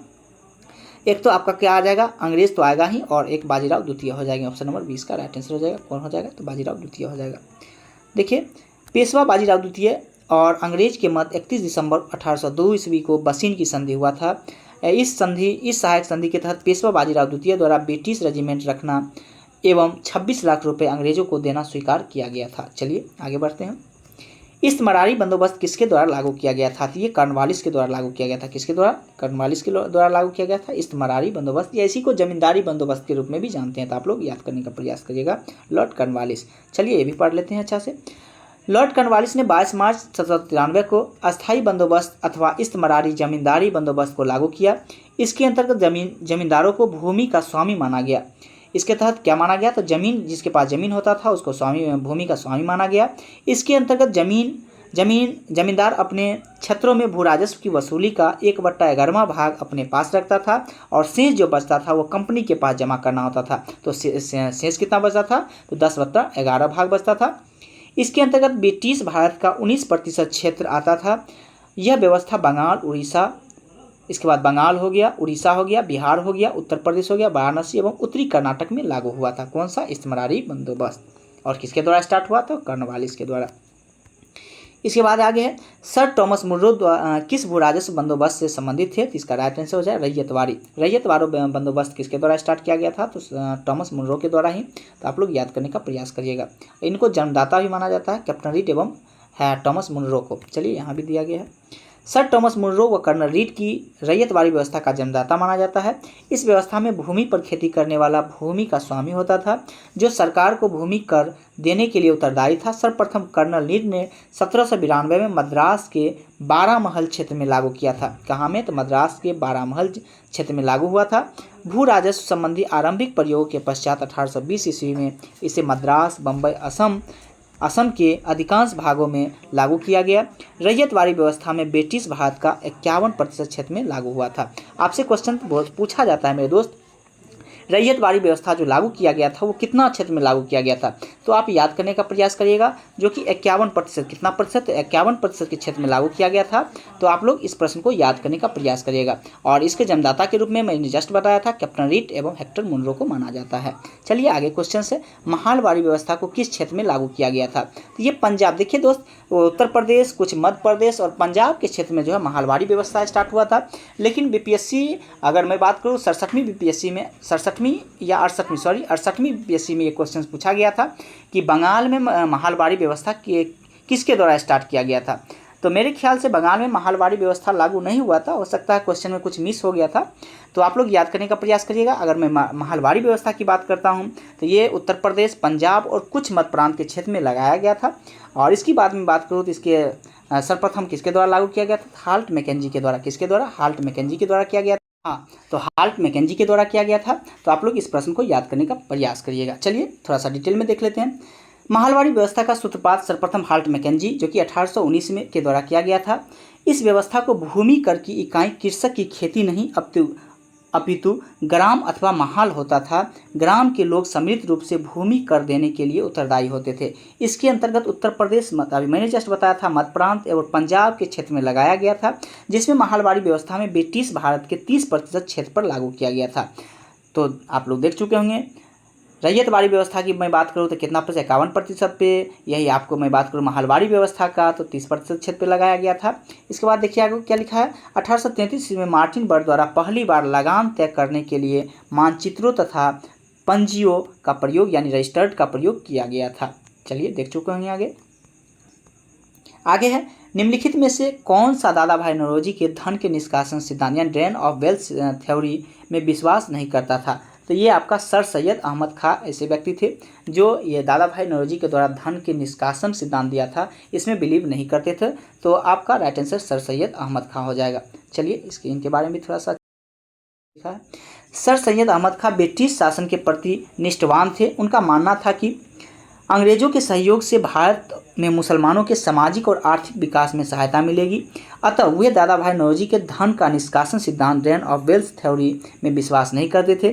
सर सैयद अहमद खां 1875 ईस्वी में मोहम्मडन एंग्लो ओरिएंटल कॉलेज की स्थापना किया, जो 1920 ईस्वी में 1920 में अलीगढ़ मुस्लिम विश्वविद्यालय के रूप में परिवर्तित हो गया था। चलिए आगे बढ़ते हैं। Poverty and un British rule India नामक पुस्तक किसके द्वारा लिखा गया है? तो ये आप सभी लोग जानते होंगे किसके द्वारा, दादा भाई नौरोजी के द्वारा लिखा गया। ऑप्शन नंबर डी इसका राइट आंसर हो जाएगा। चलिए, असम में सर्वप्रथम चाय कंपनी की स्थापना कब हुआ था? असम में सर्वप्रथम चाय कंपनी की स्थापना की बात करूं मैं तो 1839 में, हालांकि कहीं कहीं पर 1835 भी दिया रहा था, लेकिन आप याद रखिएगा 1839 सही है। और असम में सबसे पहली की मैं बात करूँ तो चाय कंपनी की स्थापना 1839 में ही स्टार्ट हुआ था। गूगल वगैरह देखिएगा तो 1835 दे देगा आपको।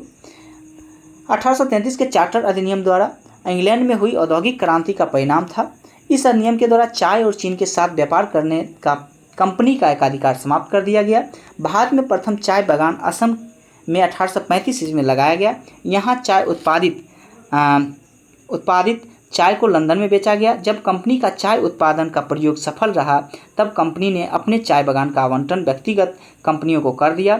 इस कंपनी में सबसे पहले कंपनी असम चाय कंपनी थी, जिसकी स्थापना 1839 में हुआ था।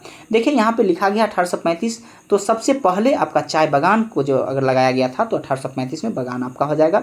और चाय कंपनी की बात करें तो कंपनी आपसे पूछा है तो 1839 हो जाएगा। आप लोग याद करने का प्रयास करिएगा।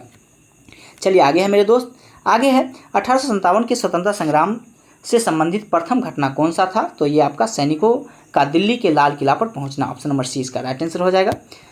यह है 10 मई 1857 को मेरठ के भारतीय सैनिकों ने विद्रोह कर अपने साथियों के साथ दिल्ली की ओर प्रस्थान किया। 11 मई 1857 को दिल्ली पर अधिकार करके विद्रोहियों ने मुगल शासक बहादुर शाह द्वितीय को भारत का सम्राट घोषित किया। इस प्रकार सैनिकों का दिल्ली के लाल किला पर पहुंचना 1857 के स्वतंत्रता संग्राम की प्रथम घटना थी। तो इसका राइट आंसर हो जाएगा। देखिएगा आगे है, मंगल पांडे कहाँ के विप्लव से जुड़े हुए थे, यानी कहाँ से जुड़े हुए थे? ये 1857 की क्रांति से संबंधित है। तो आपको याद रखना बैरकपुर, जो कि बैरकपुर कहाँ पड़ता है मेरे दोस्त? तो बंगाल में पड़ता है। और सबसे पहले 1857 की क्रांति का पॉइंट कहाँ से स्टार्ट हुआ था मेरे दोस्त? तो बैरकपुर से ही हुआ था, लेकिन आगे चल के मेरठ से वास्तविक सत्ता निर्धारण किया गया, वहाँ से जो है सो सबसे ज़्यादा स्टार्ट हुआ था, जो कि 10 मई से आप याद रखना है। आगे है 29 मार्च 1857 को 34वीं इन्फेंट्री रेजिमेंट के बैरकपुर छावनी से मंगल पांडे नामक एक सिपाही चर्बी युक्त कारतूस के प्रयोग से इनकार करते हुए कह दिया कि उच्च अधिकारी लेफ्टिनेंट बाग और लेफ्टिनेंट जनरल ह्यूरोन की हत्या कर दी। देखिएगा किसकी हत्या किया था? लेफ्टिनेंट बाग और लेफ्टिनेंट जनरल ह्यूरोन की हत्या कर दी। 8 अप्रैल 1857 को एक सैन्य अदालत में निर्णय के बाद मंगल पांडे को फांसी दे दिया गया था। मंगल पांडे तत्कालिक गाजीपुर, वर्तमान जो कि अभी कहाँ पर था, बलिया पड़ता है, जिला का रहने वाला था। तो याद कर लीजिएगा किसकी हत्या किया था? लेफ्टिनेंट बाग और लेफ्टिनेंट जनरल ह्यूरोन की हत्या कर दिया था। किसने? मंगल पांडे ने। और मंगल पांडे की बात करूँ कहाँ का रहने वाला था? तो उत्तर प्रदेश का रहने वाला था, बलिया जिला का था। चलिए आगे है, आगे 1857 के विद्रोह के समय भारत का गवर्नर जनरल कौन था? अभी जस्ट मैंने बताया था दोस्त, 1856 से लेकर के 1862 का तक कार्यकाल किनका रहा था? तो लॉर्ड कैनिंग का। तो आप लोग एक बार में आप समझ सकते हैं कि कौन राइट आंसर हो जाएंगे? लॉर्ड कैनिंग इसका राइट आंसर हो जाएगा। देखिए 1857 के विद्रोह के समय लॉर्ड कैनिंग 1856 से 62 तक इनका गवर्नर जनरल के रूप में कार्य किए हैं। लॉर्ड कैनिंग ने इंडियन हाईकोर्ट एक्ट द्वारा बम्बई, कोलकाता और मद्रास द्वारा उच्च न्यायालय की स्थापना हुई। 1856 में विधवा पुनर्विवाह अधिनियम इसी के कार्यकाल में पारित हुआ था। इसके बाद है कैनिंग भारत में कंपनी द्वारा नियुक्त अंतिम गवर्नर जनरल तथा ब्रिटिश सम्राट के अधीन नियुक्त भारत का प्रथम वायसराय था। इससे पहले मैंने बता दिया था भारत का प्रथम वायसराय कौन था, तो आपका कौन हो जाएंगे? लॉर्ड कैनिंग हो जाते। इसके बाद है व्यापक सिद्धांत किस से संबंधित था? तो इसका राइट आंसर हो जाएगा डलहौजी के द्वारा व्यापक सिद्धांत लाया गया था, यानी डॉक्ट्रिन्स ऑफ लैप्स के द्वारा लाया गया था। Lord Dalhousie, option number C इसका राइट आंसर हो जाएगा। व्यापगत का सिद्धांत या राज्य की हड़प नीति इसी को बोला जाता है, को लॉर्ड डलहौजी के द्वारा लागू किया गया था। इस नीति के अनुसार अंग्रेज की अनुमति के बिना कोई भी भारतीय रजवाड़ा अपना उत्तराधिकारी गोद नहीं ले सकता था। सहमति प्राप्त न होने की स्थिति में उसे ब्रिटिश राज के विलय कर लिया जाएगा। व्यापक सिद्धांत के द्वारा विलय किए गए राज्य में एक सतारा था, जैतपुर था, इसके बाद संबलपुर था, झांसी था और नागपुर था। तो आपसे क्वेश्चन सीक्वेंस में पूछेगा सतारा को कब किया था, तो 1848 इसका राइट आंसर हो जाएगा। जैतपुर और संबलपुर को एक बार ही किया गया था, तो संबलपुर यहाँ नहीं लिखा गया है, तो आप लोग याद लिख लीजिएगा, संबलपुर हो जाएगा। जैतपुर और संबलपुर 1849 हो जाएगा, और झांसी की बात करें तो 1853 हो जाएगा, और नागपुर की बात करें तो 1854 हो जाएगा। इस प्रकार से इसको मिलाया गया था। इसके बाद आगे है 1857 की क्रांति में बिहार के विद्रोह का प्रमुख केंद्र कहाँ था, तो ये आपका राइट आंसर हो जाएगा जगदीशपुर। 1857 की क्रांति जब हुई थी तो बिहार में इसका जो मुख्य केंद्र था वो कहाँ था मेरे दोस्त, जगदीशपुर में था। और जगदीशपुर जो कि कहाँ पड़ता है, तो आरा बिहार में पड़ता है। और जगदीशपुर से आप जो लड़े थे 1857 की क्रांति में भारतीय नायक थे, वो आप जानते होंगे, वीर कुंवर सिंह थे। चलिए देख लेते हैं एक बार इसको, बहुत अच्छा है प्रश्न है ये। 1857 के विद्रोह में 15 जुलाई 1857 से 20 जनवरी 1858 के मध्य जगदीशपुर आरा बिहार विद्रोह का प्रमुख केंद्र था। यहाँ जमींदार कुंवर सिंह ने वृद्ध अवस्था में विद्रोह का नेतृत्व किया। उन्होंने विद्रोह का पताका रोहतास, मिर्जापुर, रीवा, बांदा तथा लखनऊ तक फहराया। दोस्त बिहार ही नहीं उत्तर प्रदेश तक फहराया। वीर कुंवर सिंह को बिहार का शेर कहा जाता है, कि क्या कहा जाता है, तो बिहार का शेर वीर कुंवर सिंह को कहा जाता है। तथा ये छापामार युद्ध में कुशल थे। इस विद्रोह के विलियम टेलर एवं विलियम विसेंट ने समाप्त किया था, यानी दबाया था। कौन ब्रिटिश दबाया था, तो ये आपका विलियम टेलर और इसके बाद हो जाएगा मेजर विसेंट के द्वारा दबाया गया था 1857 की क्रांति बिहार में। चलिए आगे है 1857 में बरेली विद्रोह का नेता कौन थे, तो इसका राइट आंसर हो जाएगा खान बहादुर खान। बरेली से कौन थे, तो खान बहादुर खान थे। बरेली के खान बहादुर खान 1857 के विद्रोह का नेतृत्व किया और स्वयं को नवाब घोषित किया था। मुगल सम्राट बहादुर शाह द्वितीय ने खान बहादुर को वायसराय के पद पर नियुक्त किया। बरेली में कैंपबेल के विद्रोह का दमन किया। इन्हें 24 फरवरी 1860 को नगर छावनी कोतवाली में फांसी दे दिया गया था। किसको, तो खान बहादुर खान को फांसी दे दिया गया था। कहाँ, तो छावनी कोतवाली में इनको फांसी दे दिया गया था। और अगर आपसे पूछे कि बरेली से दबाने वाले ब्रिटिश नायक कौन हुए, तो कैंपबेल, आपको याद रखना है कौन हुए थे, कैंपबेल हुए थे। इसके बाद आगे है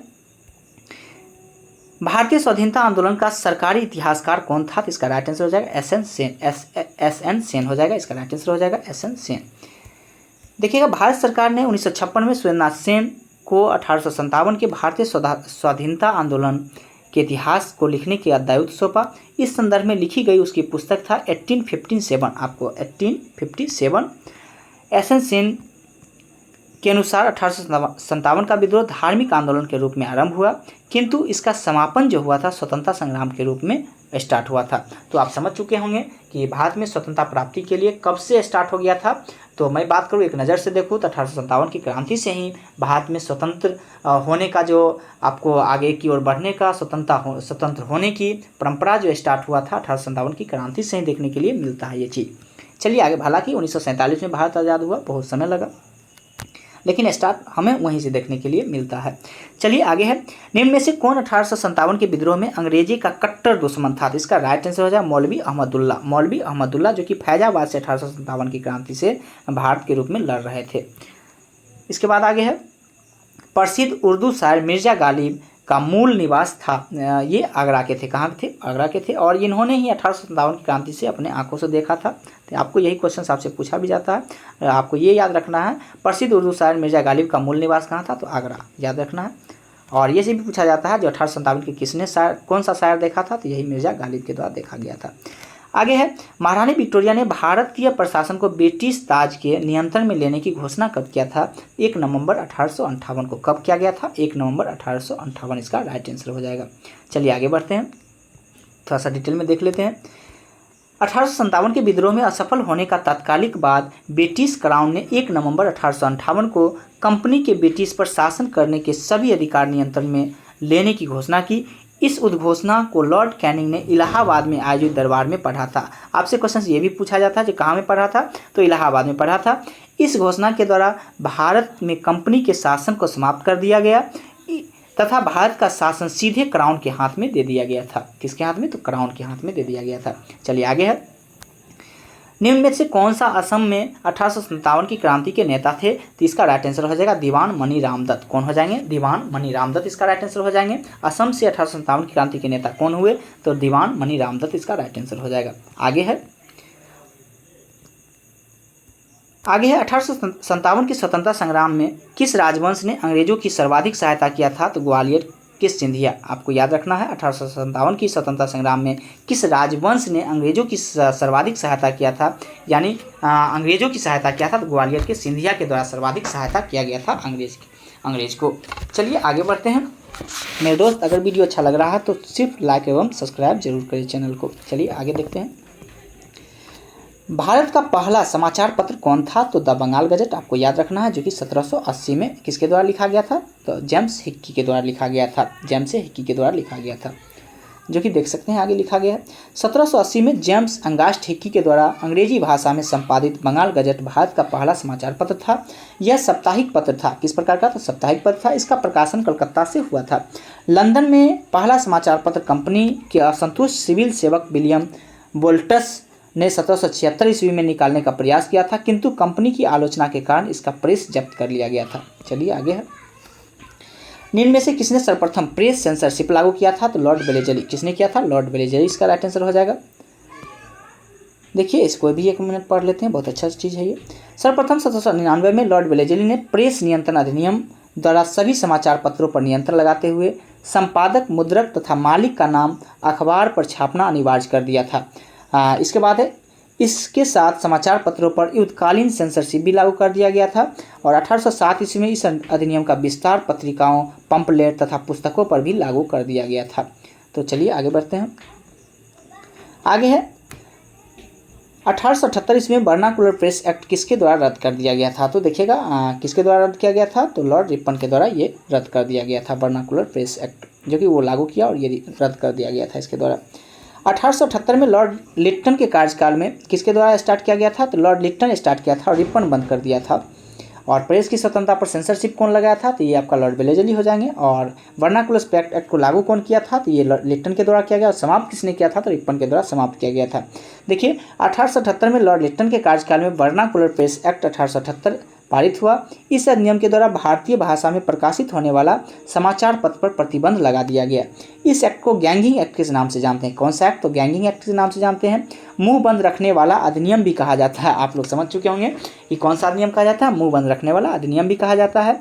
वर्ष 1880 में नियुक्त किए गए गवर्नर जनरल लॉर्ड रिपन ने इस एक्ट को समाप्त कर दिया था। तो रिपन के द्वारा समाप्त कर दिया गया और लिट्टन के द्वारा स्टार्ट किया गया था। चलिए आगे बढ़ते हैं।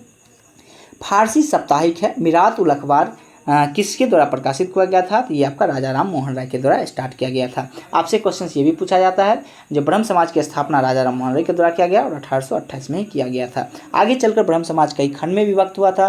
भारतीय ब्रह्म समाज हो गया, आदि ब्रह्म समाज हो गया। तो भारतीय ब्रह्म समाज के संस्थापक जो हुए थे केशव चंद्र सेन। कौन हुए थे?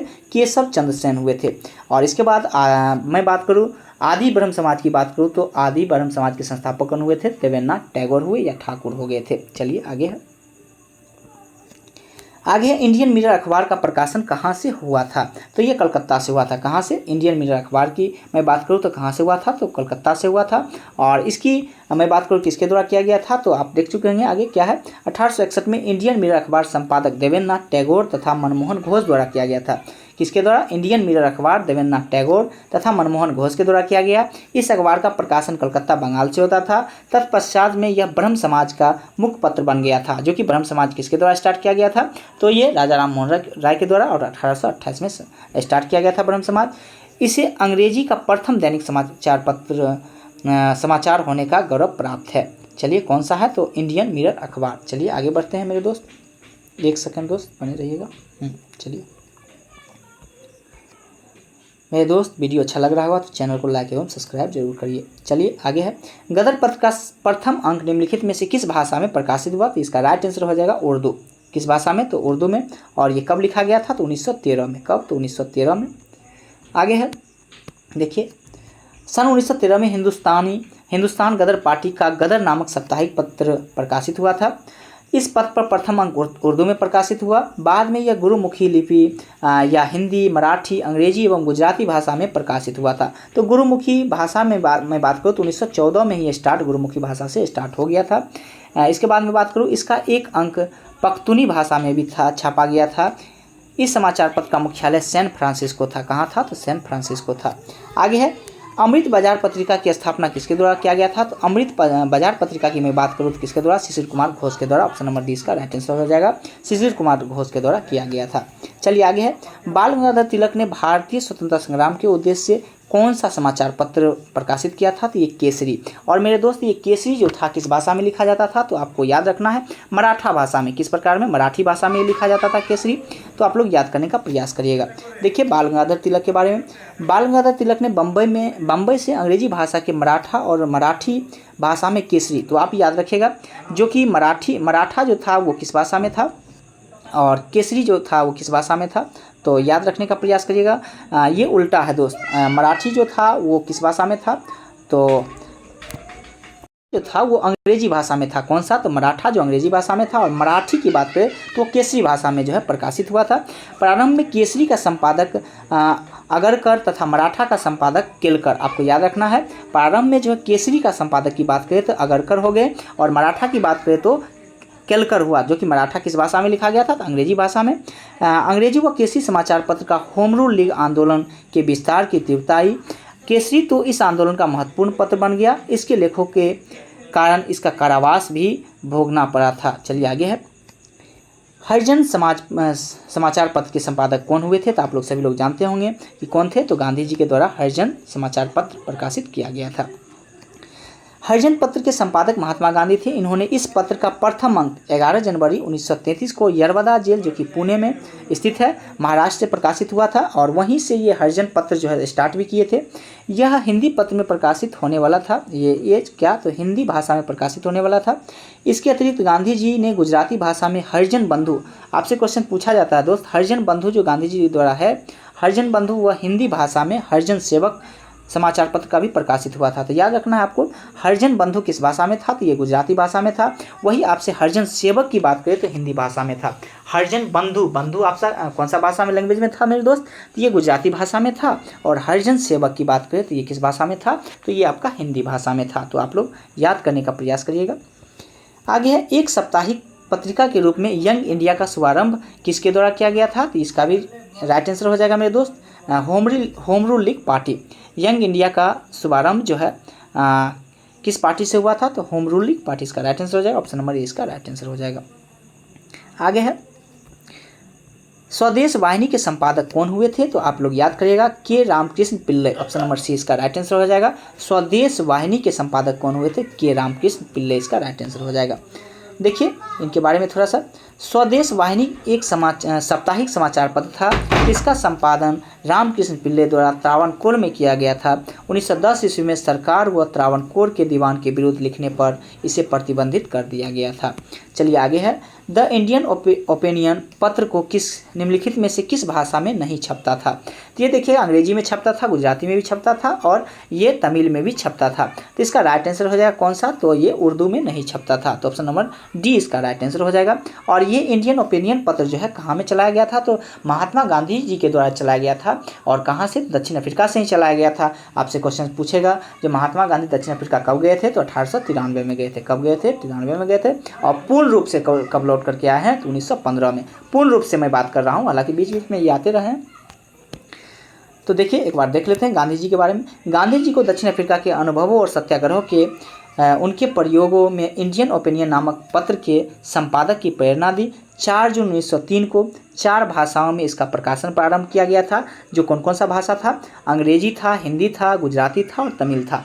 तो ये 4 भाषा में इंडियन ओपिनियन जो पत्रिका था वो छपा था। भाषा में 6 कॉलम प्रकाशित हुआ।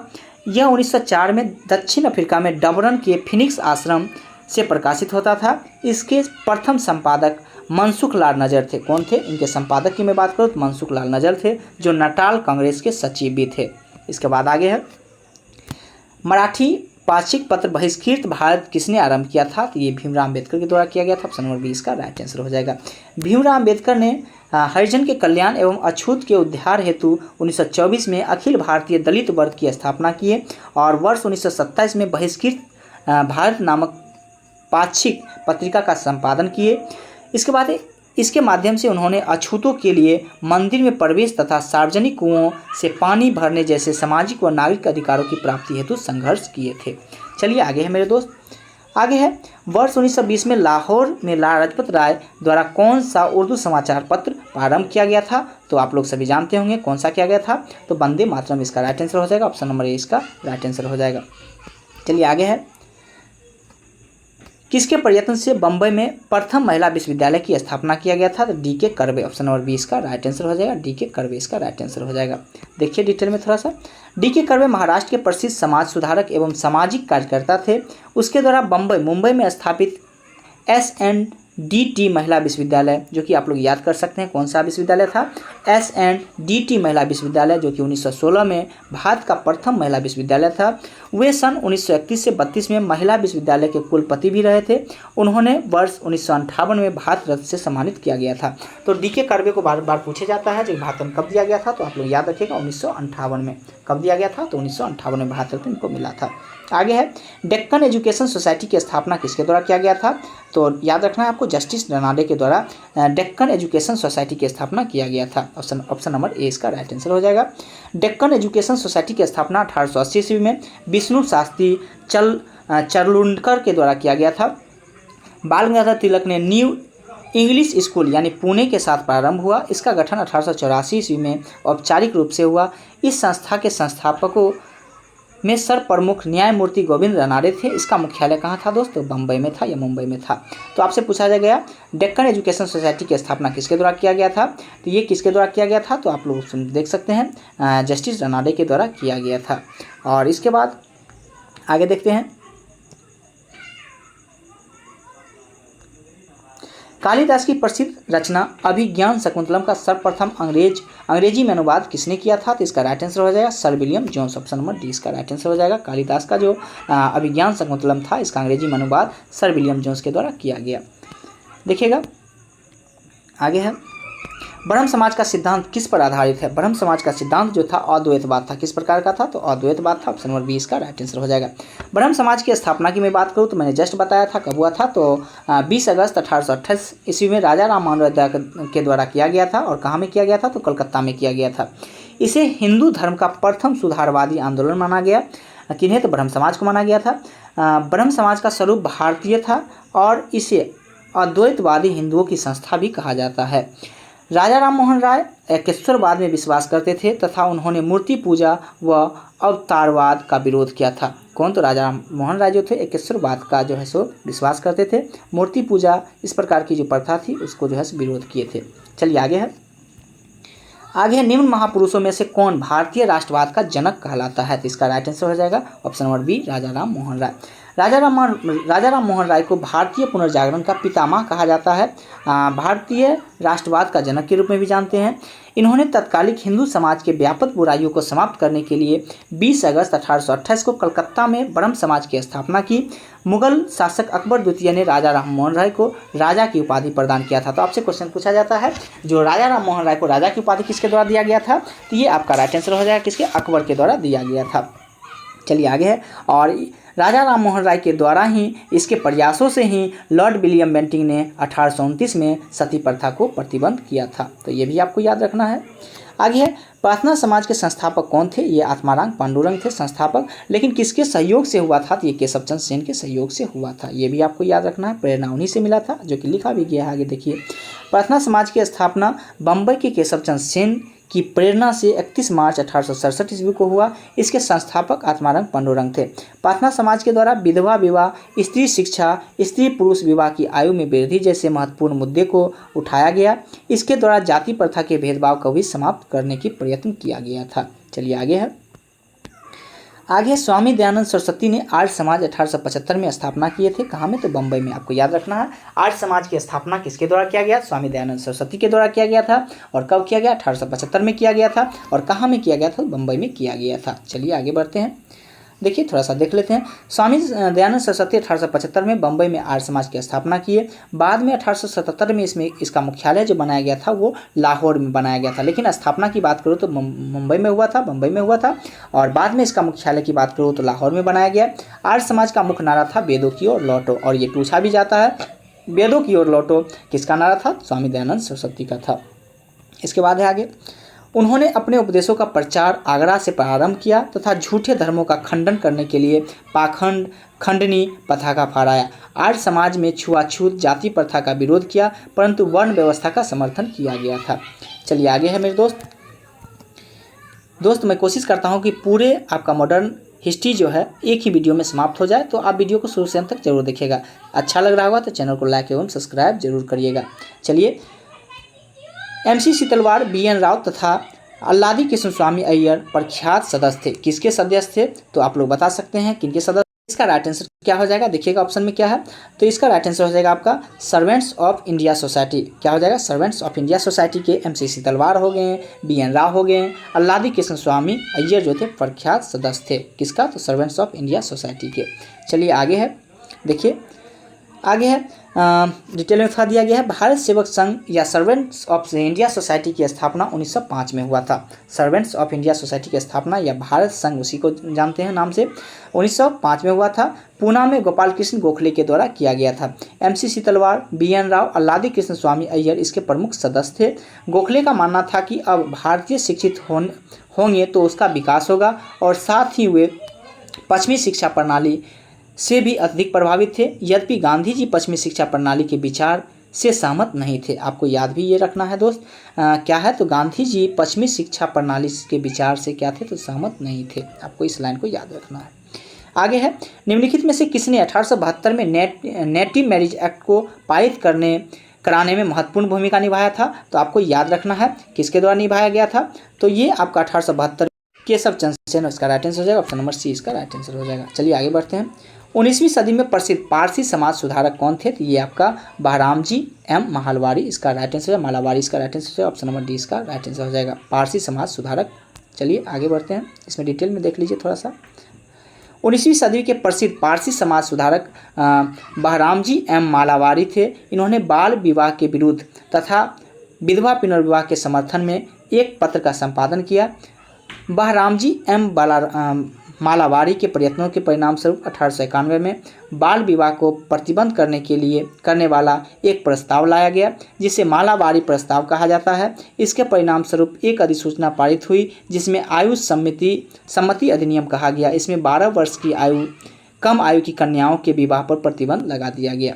चलिए आगे है, बहुजन समाज के संस्थापक कौन हुए थे? ये आपका याद रखना है, मुकुंदराव पाटिल। बहुजन समाज के संस्थापक कौन हुए? तो मुकुंदराव पाटिल। देखिए दोस्त, ये बहुजन समाज पार्टी जो कि आप अभी देख रहे हैं, जो कि राष्ट्रीय पार्टी है, उसकी स्थापना 1900 कब हुआ था? तो 1984 में हुआ था। और उसके बात करें संस्थापक कौन हुए थे, तो आप लोग सभी लोग जानते होंगे कौन थे उसके संस्थापक। बहुजन समाज पार्टी के संस्थापक काशीराम हुए थे। और बहुजन समाज के संस्थापक में बात करूँ तो कौन थे? तो ये मुकुंदराव पाटिल है ऑप्शन नंबर, और इसकी स्थापना 1910 में हुआ था। देख लीजिएगा आगे, यहाँ दिया भी गया है। बहुजन समाज पार्टी की स्थापना 1910 ईस्वी में सतारा में ज्योतिबा फुले के विचारों से प्रेरित होकर मुकुंदराव पाटिल एवं केशव राव जाधव ने की। इसका उद्देश्य मुख्यतः कांग्रेस तथा ब्राह्मणवाद का विरोध करना था। कोल्हापुर में साहू महाराज ने ब्राह्मण दरबारियों के साथ विवादों के कारण इस आंदोलन का समर्थन किया था। चलिए आगे है पिछड़े वर्गों का उत्थान किसका मुख्य उद्देश्य था? इसका राइट आंसर हो जाएगा सत्यशोधक समाज का, जो कि सत्यशोधक समाज की स्थापना किसके द्वारा किया गया था?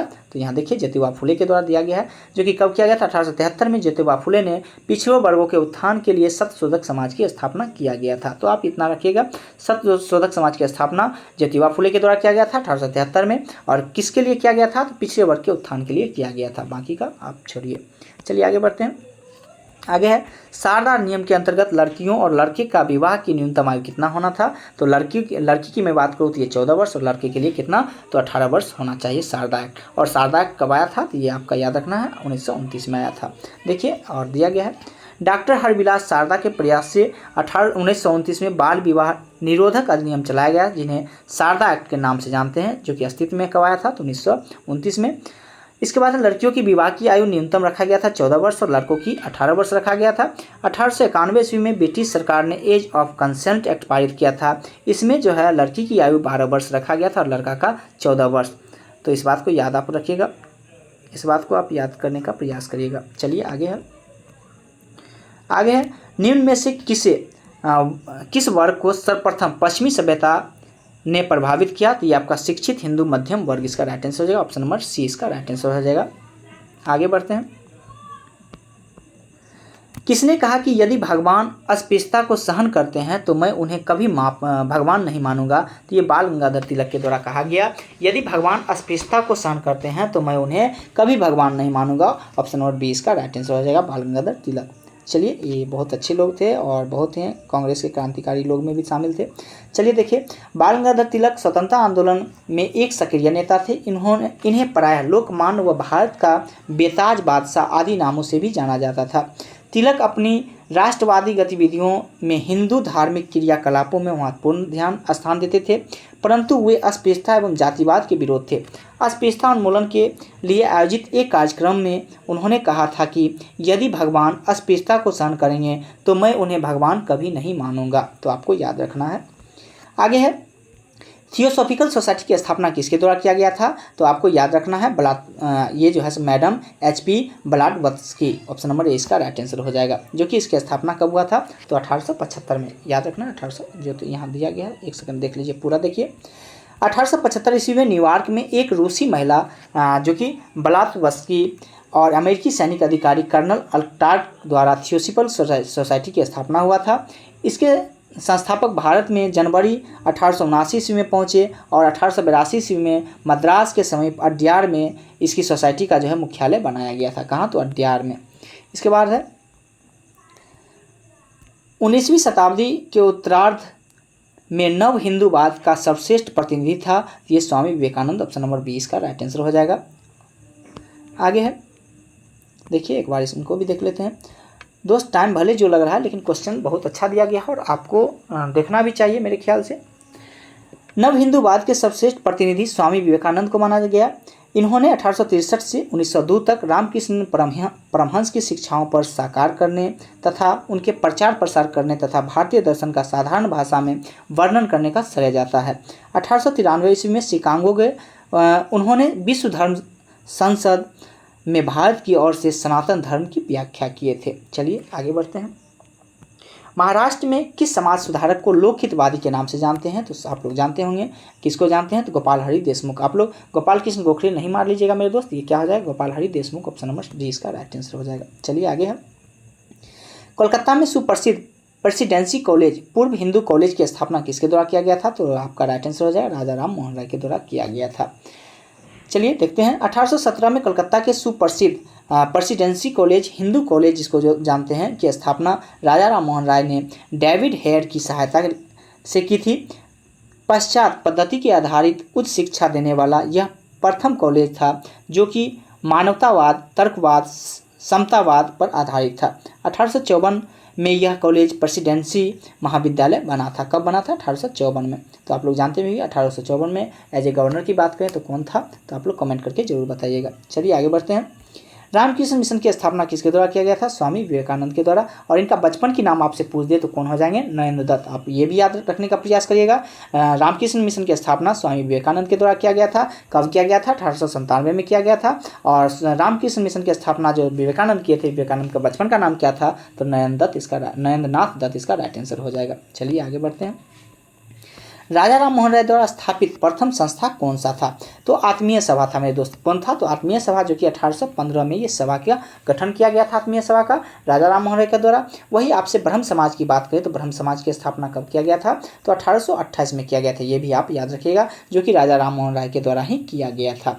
और एक बात मैं बता दूं, राजा राम मोहन राय जो थे वो एकेश्वरवाद पर ध्यान देते थे और एकेश्वरवाद में ही भरोसा करते थे। मूर्ति पूजक से ये विरोधी लोग थे। तो आप ये भी याद रखिएगा। आगे है, भारतीय राष्ट्रीय कांग्रेस की स्थापना कब हुआ था? तो भारतीय राष्ट्रीय कांग्रेस की मैं बात करूँ तो 1885 में। और किसके द्वारा किया गया था? तो आप लोग कमेंट करके जरूर बताइएगा। और पहला अधिवेशन कहाँ हुआ था ये भी आप कमेंट करके जरूर बताइएगा। चलिए आगे बढ़ते हैं। निम्नलिखित में से किसे भारतीय अशांति का जनक के रूप में जाना जाता है? तो बाल गंगाधर तिलक को। और किसके द्वारा कहा गया था? वैलेंटाइन सिरोल के द्वारा बाल गंगाधर तिलक को जो है भारतीय अशांति का जनक के रूप में संबोधित किया गया था। चलिए आगे है। हाँ, और एक बात मैं और बता दूं बाल गंगाधर तिलक के बारे में। तो इन्होंने लोगों को राष्ट्रवाद की भावना को जागृत करने के लिए तिलक ने जो है एक गणेश उत्सव को आरंभ किए थे और एक शिवाजी उत्सव को आरंभ किए थे। आपसे पूछा जाता है शिवाजी उत्सव कब आरंभ किए थे? 1893 में। वही मैं बात करूँ गणेश उत्सव कब स्टार्ट किए थे, तो आप याद रखिएगा कब किए थे? तो 1895 में। तो ये भी आप याद रखिएगा। शिवाजी उत्सव 1895 और गणेश उत्सव 1893, इसका राइट आंसर हो जाएगा। शेर पंजाब के नाम से इनमें से किसे मशहूर थे, कौन जाने जाते थे? जो कि लाला लाजपत राय थे। और मैं बता दूं लाला लाजपत राय के बारे में, ये जो मारे गए थे हालांकि लाठी के प्रहार से ही मारे गए थे। जो साइमन कमीशन भारत आया था, जो कि कब आया था? तो आप लोग जानते होंगे 3 फरवरी 1928 को आया था। कब आया था? 3 फरवरी 1928 को भारत आया था। और इसी के विरोध के क्रम में इनकी लाठी से प्रहार इनके शरीर पे लाठी का प्रहार होता है और इसके दरमियान जो इनकी मृत्यु हो जाती है। और साइमन कमीशन का मुख्य उद्देश्य यही था, जो 1919 का जो अधिनियम था उसकी समीक्षा करना था।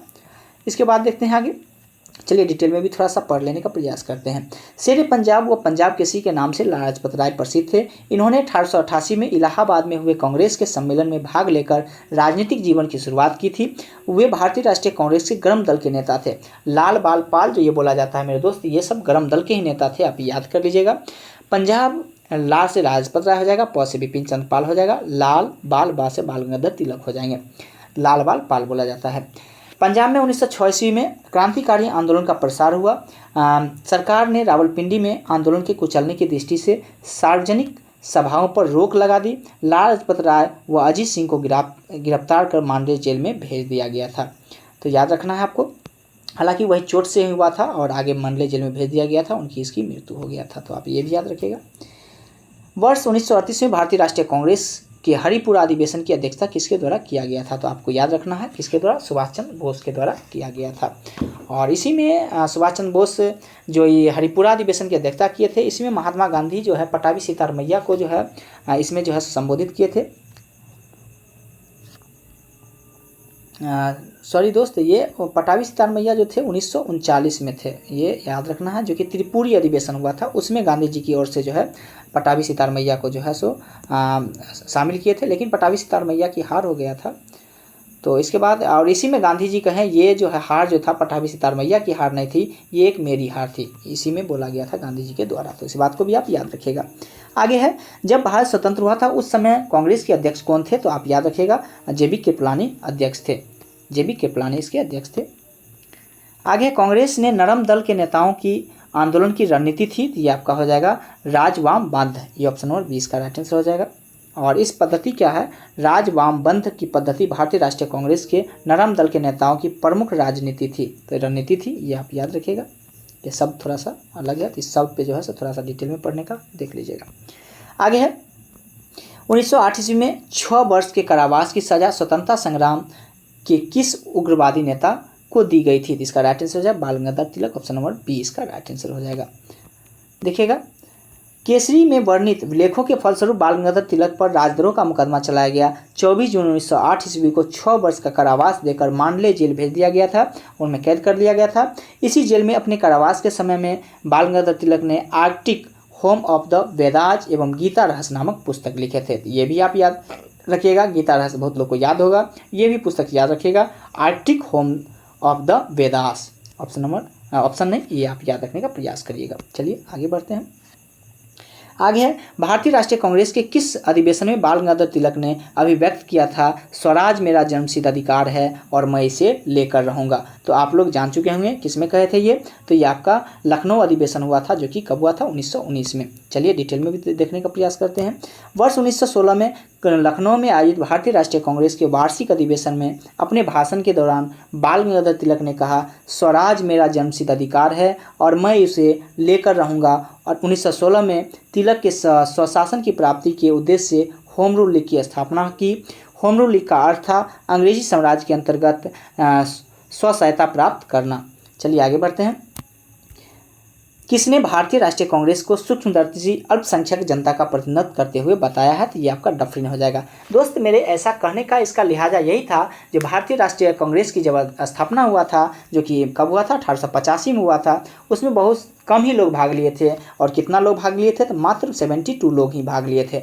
और इसी को देखते हुए लॉर्ड डफनी टिप्पणी करते हैं, ये कांग्रेस जो है सूक्ष्मदर्शी अल्पसंख्यक की जनता है। तो इसी पे ये टिप्पणी किए थे। जैसे ही कांग्रेस का दूसरा अधिवेशन स्टार्ट होता है, जिसकी अध्यक्षता दादा भाई नौरोजी के द्वारा किया गया था, 1886 में कलकत्ता में अधिवेशन हुआ था, उसमें 400 के करीब में जो है लोग भाग लिए थे।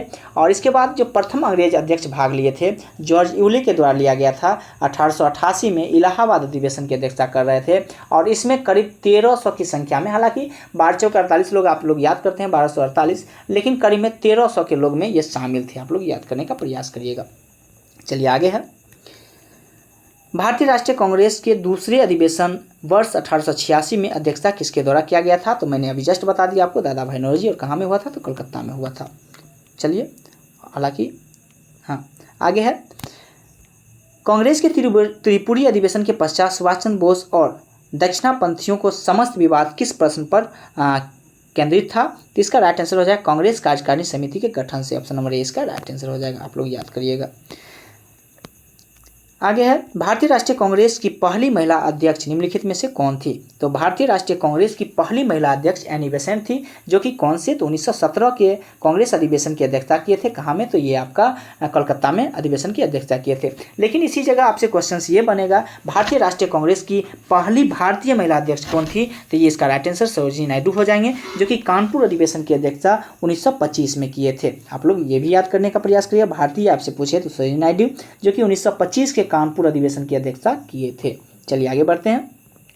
लोकनायक नाम से किन्हें जाना जाता है? तो लोकनायक के नाम से जयप्रकाश नारायण को जाना जाता है। ऑप्शन नंबर सी इसका राइट आंसर हो जाएगा। इसके बाद है आगे, और भारत रत्न इनको कब दिया गया था? तो मरणोपरांत के रूप में इनको 1998 में, हालांकि कहीं कहीं बुक 1999 भी देता है, तो आप देखिएगा ऑफिशियल साइट पे मैं देखा था तो 1999 ही दिया गया था। तो ऑप्शन में अगर 1999 आया तो 99 ही मानने का प्रयास करिएगा। चलिए आगे है। निम्नलिखित में से किसका संबंध बिहार सोशलिस्ट पार्टी से संबंधित था? तो आप लोग सभी जानते होंगे, जयप्रकाश नारायण को बिहार सोशलिस्ट पार्टी के संस्थापक के रूप में भी माना जाता है और जुड़े हुए भी थे इसी से। देखिएगा,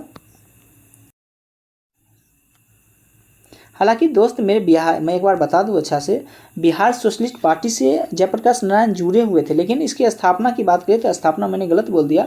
स्थापना जो है सो बिहार सोशलिस्ट पार्टी का गठन की बात करें तो गंगा शरण सिंह, रामबीर बेनीपुरी और रामानंद मिश्रा के द्वारा किया गया था। तो आप याद करने का प्रयास करिएगा। गठन आपसे पूछे तो गंगा शरण सिंह, रामबीर बेनीपुरी और रामानंद मिश्रा के द्वारा किया गया था। चलिए आगे बढ़ते हैं। 1934 में कांग्रेस समाजवादी पार्टी का गठन किसके द्वारा किया गया था? तो 1934 में कांग्रेस समाजवादी पार्टी का गठन किसके द्वारा किया गया था? तो इसका राइट आंसर हो जाएगा जयप्रकाश नारायण एवं आचार्य नरेंद्र देव। ऑप्शन नंबर 20 का राइट आंसर हो जाएगा। चलिए आगे बढ़ते हैं। आगे है, निम्नलिखित में से किसने ऐतिहासिक 1932 में पुनः समझौता पर हस्ताक्षर नहीं किया था? देखिएगा, पुनः समझौता हुआ क्या था? तो आप लोग जानते होंगे कि महात्मा गांधी एवं अंबेडकर के बीच जो चल रहा था, यानी कि छोटे वर्ग के लोग थे उनके लिए भी जो कुछ सीटें की व्यवस्था किया जा रहा था, उसी से संबंधित ये समझौता था, जो कि किनके मध्य हुआ था? तो आप लोग जानते होंगे कि एक भीमराव अंबेडकर थे और एक कौन थे? तो ये इसका राइट आंसर हो जाएगा।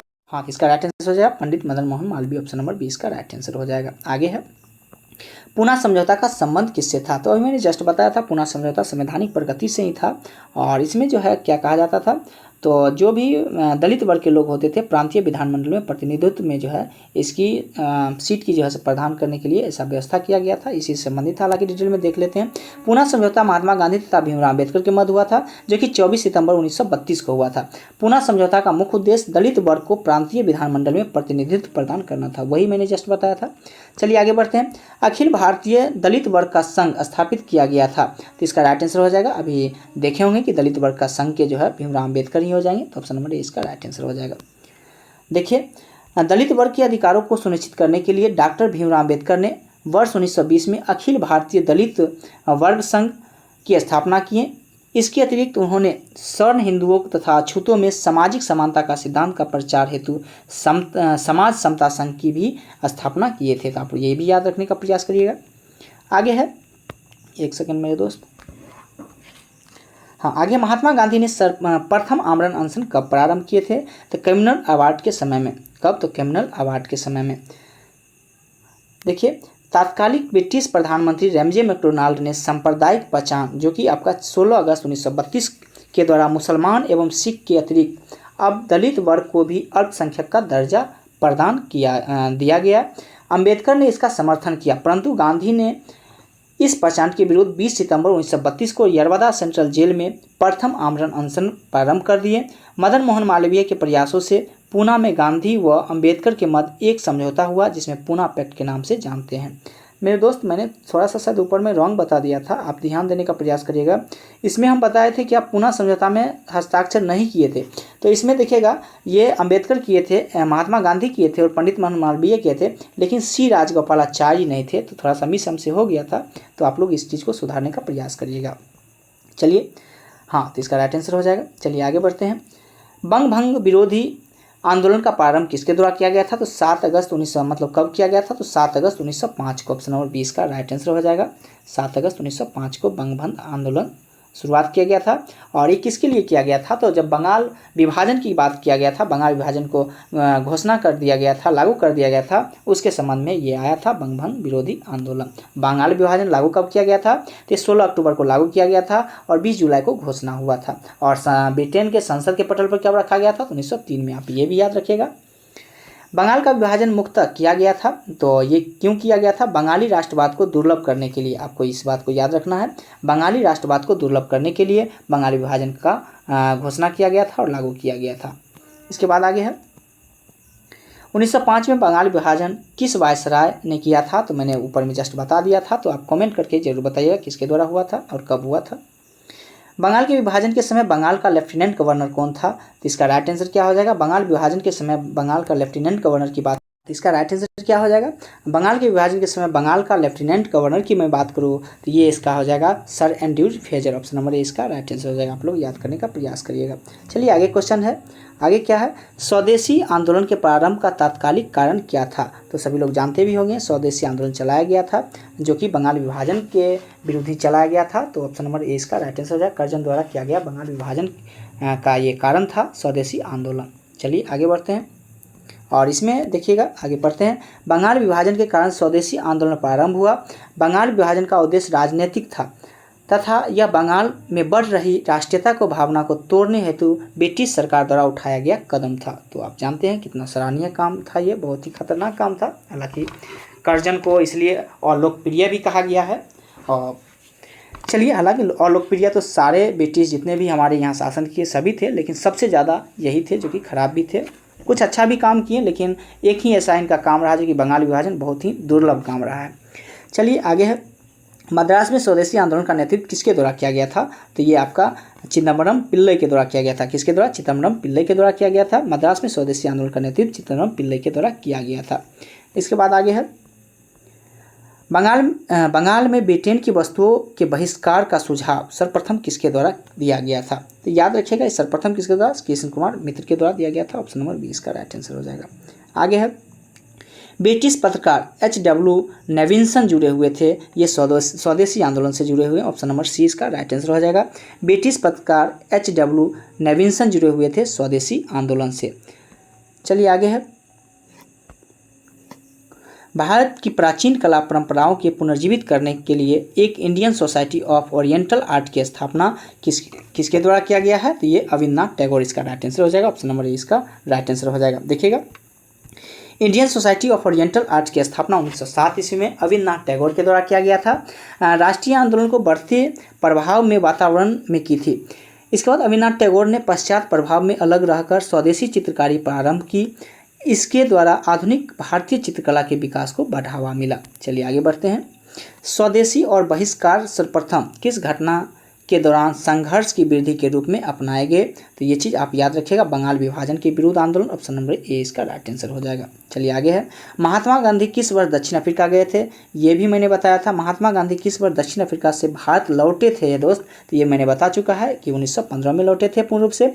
और गए कब थे? तो 1893 में। आपको ये भी याद रखना है। कब गए थे? तो 1893 में। चलिए डिटेल में पढ़ भी लेते हैं। महात्मा गांधी 9 जनवरी 1915 को दक्षिण अफ्रीका से भारत आए। अफ्रीका में अप्रैल 1893 से जनवरी 1915 लगभग 22 वर्ष तक रहे।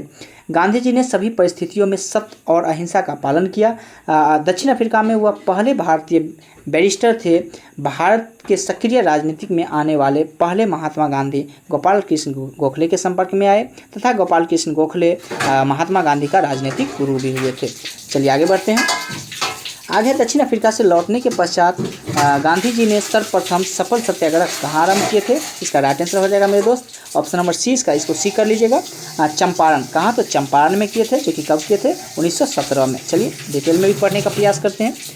देखिए गांधी जी दक्षिण अफ्रीका से 9 जनवरी 1915 को भारत लौटे। इसके बाद है उन्होंने अपना सफल सत्याग्रह की मैं बात करूँ तो 1917 में बिहार के चंपारण जिले से किया था। लखनऊ अधिवेशन 1916 में राजकुमार शुक्ल ने गांधी जी के चंपारण आने के आग्रह किया।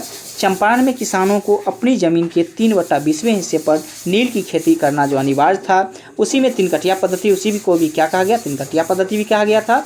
और इस आंदोलन एवं गांधी जी के सहयोगी राजेंद्र प्रसाद ब्रजकिशोर, महादेवी देसाई, नरहरि पारिक एवं JB कृपलानी शामिल थे।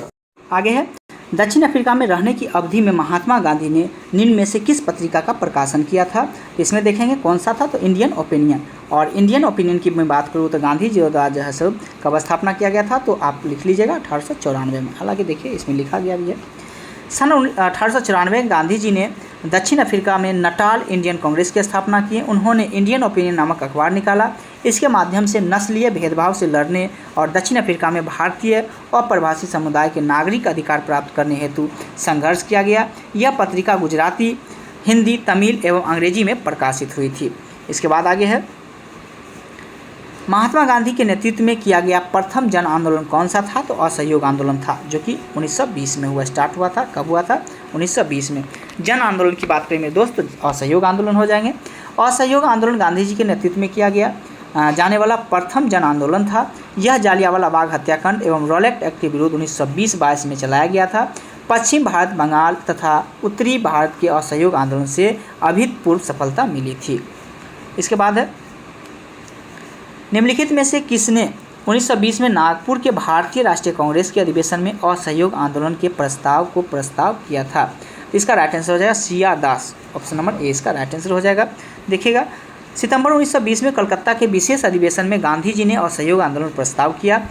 इस प्रस्ताव के विभिन्न मुद्दों पर कुछ युवा नेताओं CR दास, मोतीलाल नेहरू, लाला लाजपत राय आदि ने विरोध किया, परंतु नागपुर अधिवेशन 1920 ईस्वी में CR दास ने स्वयं इस प्रस्ताव को प्रस्तावित किया। इस अधिवेशन की अध्यक्षता C विजय राघवाचारी कर रहे थे। इसी प्रस्ताव के साथ स्वराज की मांग को लक्षित किया गया था। तो आप लोग याद करने का प्रयास करिएगा, बहुत ही अच्छा प्रश्न रहा ये। आगे मेरे दोस्त स्वराज पार्टी का गठन किसकी असफलता के बाद हुआ था? तो ये याद रखिएगा असहयोग आंदोलन, जो कि स्वराज पार्टी की स्थापना 1923 में होता है। CR दास एवं मोतीलाल नेहरू के द्वारा इसकी स्थापना किया जाता है। लेकिन इसके महासचिव आपसे पूछ दिए तो मोतीलाल नेहरू को बनाया गया था। किसको? तो मोतीलाल नेहरू को बनाया गया था। तो आप इस बात को याद रखिएगा।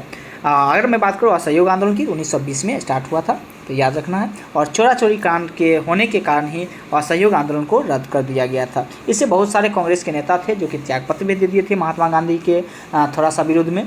तो आप इस बात को भी याद रखिएगा। आगे है निम्नलिखित में से खिलाफत आंदोलन का परिणाम क्या हुआ था? तो खिलाफत आंदोलन की बात करूँ तो इसका परिणाम हिंदू मुस्लिम मतभाव में कमी हुई थी। तो ऑप्शन नंबर ए इसका राइट आंसर हो जाएगा। चलिए आगे बढ़ते हैं। निम्नलिखित में से कौन देश बंधु के नाम से प्रसिद्ध है? तो देश बंधु के नाम से चित्तरंजन दास प्रसिद्ध है। और दीन बंधु के नाम से आपसे पूछे तो CF एंड्रूज हो जाएंगे। देश बंधु चित्तरंजन दास आपका राइट आंसर याद रखिएगा। आगे है अखिल भारतीय खिलाफत सम्मेलन 1919 का अध्यक्ष किनको चुना गया था? तो ये महात्मा गांधी को चुना गया था। आप याद रखने का प्रयास करिएगा किसको चुना गया था मेरे दोस्त? महात्मा गांधी को चुना गया था। 23 नवंबर 1919 को दिल्ली में अखिल भारतीय खिलाफत कमेटी की अधिवेशन हुआ और गांधी जी को इसका अध्यक्ष चुना गया। इस आंदोलन की शुरू करने का श्रेय अली बंधु, मौलाना मोहम्मद अली एवं शौकत अली को दिया जाता है। चलिए आगे बढ़ते हैं। नेहरू रिपोर्ट किसके द्वारा तैयार किया गया था? तो ये किसके द्वारा किया गया था? ML नेहरू के द्वारा किया गया था। तो याद रखिएगा, जो कि ML नेहरू कौन थे? तो ये आपके जवाहरलाल नेहरू के पिताजी थे। तो याद रखना है आपको किसके द्वारा तैयार किया गया था? तो मोतीलाल नेहरू के द्वारा। देखिए इसको थोड़ा सा डिटेल में पढ़ लेते हैं। भारत के संविधान का प्रारूप तैयार करने के लिए एक समिति का गठन किया गया। इसके अध्यक्ष कौन थे? तो मोतीलाल नेहरू थे। इस समिति ने जो रिपोर्ट तैयार किया उसे नेहरू रिपोर्ट कहा गया, जो कि कब तैयार किया गया था? तो 1928 में किया गया था। इस समिति में 2 मुसलमान सहित कुल मेंबर्स की अगर मैं बात करूँ मेरे दोस्त, तो कुल मेंबर्स टोटल 9 थे। नेहरू रिपोर्ट में डोमिनियन स्टेट का लक्ष्य घोषित किया गया था। इसके बाद है पूर्ण स्वराज संकल्प को भारतीय राष्ट्रीय कांग्रेस के लाहौर अधिवेशन में किसने प्रस्तुत किया था? ये JL नेहरू के द्वारा। इसका राइट आंसर हो जाए जवाहरलाल नेहरू के द्वारा।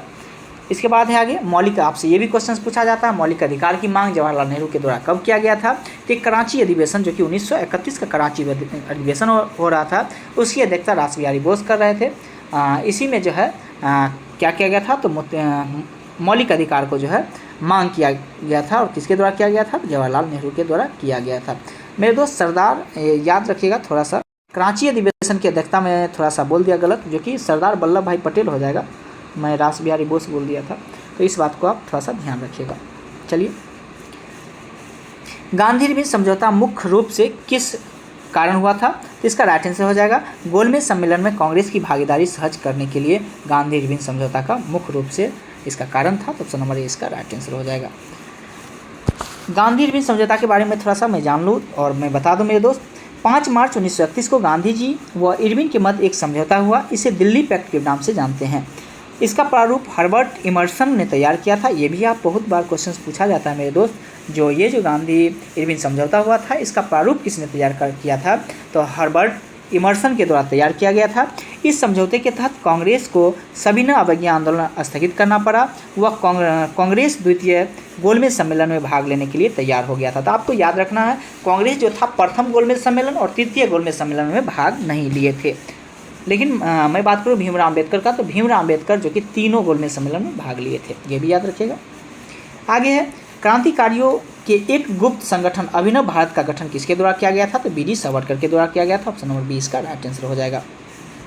BD सावरकर यानी विनय दामोदर सावरकर द्वारा 1902 ईस्वी में स्थापित मित्र मेला ही वर्ष 1904 में एक गुप्त सभा अभिनव भारत में परिवर्तित हो गया, और यह संगठन गुप्त रूप से क्रांतिकारी गतिविधियों का संचालन करता था। BD सावरकर पर लाहौर षड्यंत्र का मुकदमा भी चलाया गया था। तो आप लोग इस बात को याद रखिएगा। आगे है कामागाटा मारू क्या था? तो कामागाटा मारू के बारे में आप लोग सभी लोग जानते होंगे, कनाडा की यात्रा पर निकला गया एक जलपोत था। ऑप्शन नंबर C इसका राइट आंसर हो जाएगा। देखिएगा इसके बारे में थोड़ा सा, 1913 में कनाडा सर्वोच्च न्यायालय ने एक निर्णय के अंतर्गत ऐसे 35 भारतीयों को कनाडा आने की अनुमति प्रदान की थी। कितने भारतीयों को? तो 35 भारतीयों को कनाडा आने की अनुमति प्रदान दी थी, जो सीधे भारत से न आए हो। यह निर्णय को आधार बनाकर गुरुद्वीप सिंह ने एक जहाज, जो कि नाम था कामागाटा मारू, को किराए पर लेकर 376 यात्री के साथ हांगकांग से कनाडा के वैंकूवर पहुँचे। इसके बाद ब्रिटिश सरकार के दबाव के कारण इस जहाज़ को कनाडा में प्रवेश करने पर प्रतिबंध लगा दिया गया। जहाज़ के वापस बजबज यानी जो कि कलकत्ता पहुंचने पर यात्रियों और पुलिस के संघर्ष हुआ। इस संघर्ष में परिणाम स्वरूप 18 यात्री की मृत्यु हो गई तथा 202 यात्री को गिरफ्तार कर लिया गया था। तो आपसे ये पूछा जाता है कामागाटा मारू की घटना कब हुआ था? याद रखिए 1914 में हुआ था। कब? तो 1914 में याद रखना है। आगे है किसने सचिन नाथ सन्याल द्वारा स्थापित हिंदुस्तान रिपब्लिक एसोसिएशन का नाम बदलकर हिंदुस्तान सोशलिस्ट रिपब्लिक एसोसिएशन कर दिया गया? तो ये किसने किया था? तो चंद्रशेखर आज़ाद इसका राइट आंसर हो जाएगा। जो कि अगर मैं बात करूँ HRA और HSRA की स्थापना कब हुआ था? तो दोनों में याद रखना है। हिंदुस्तान रिपब्लिक एसोसिएशन यानी HRA आपसे पूछे तो 1924 में हुआ था, और इसकी स्थापना की बात करूँ मैं सचिन नाथ सन्याल के द्वारा किया गया था।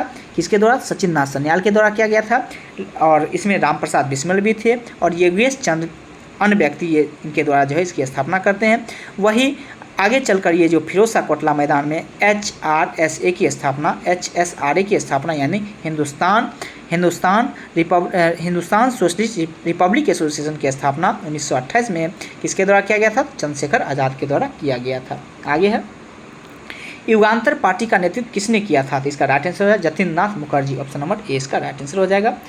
जतिन नाथ मुखर्जी 1879 से लेकर के 1915 तक इनका कार्यकाल रहा था। बंगाल के क्रांतिकारी थे, उन्हें बाधा जतीन के नाम से भी जानते हैं। जतीन नाथ मुखर्जी को बाधा जतीन के नाम से भी जानते हैं।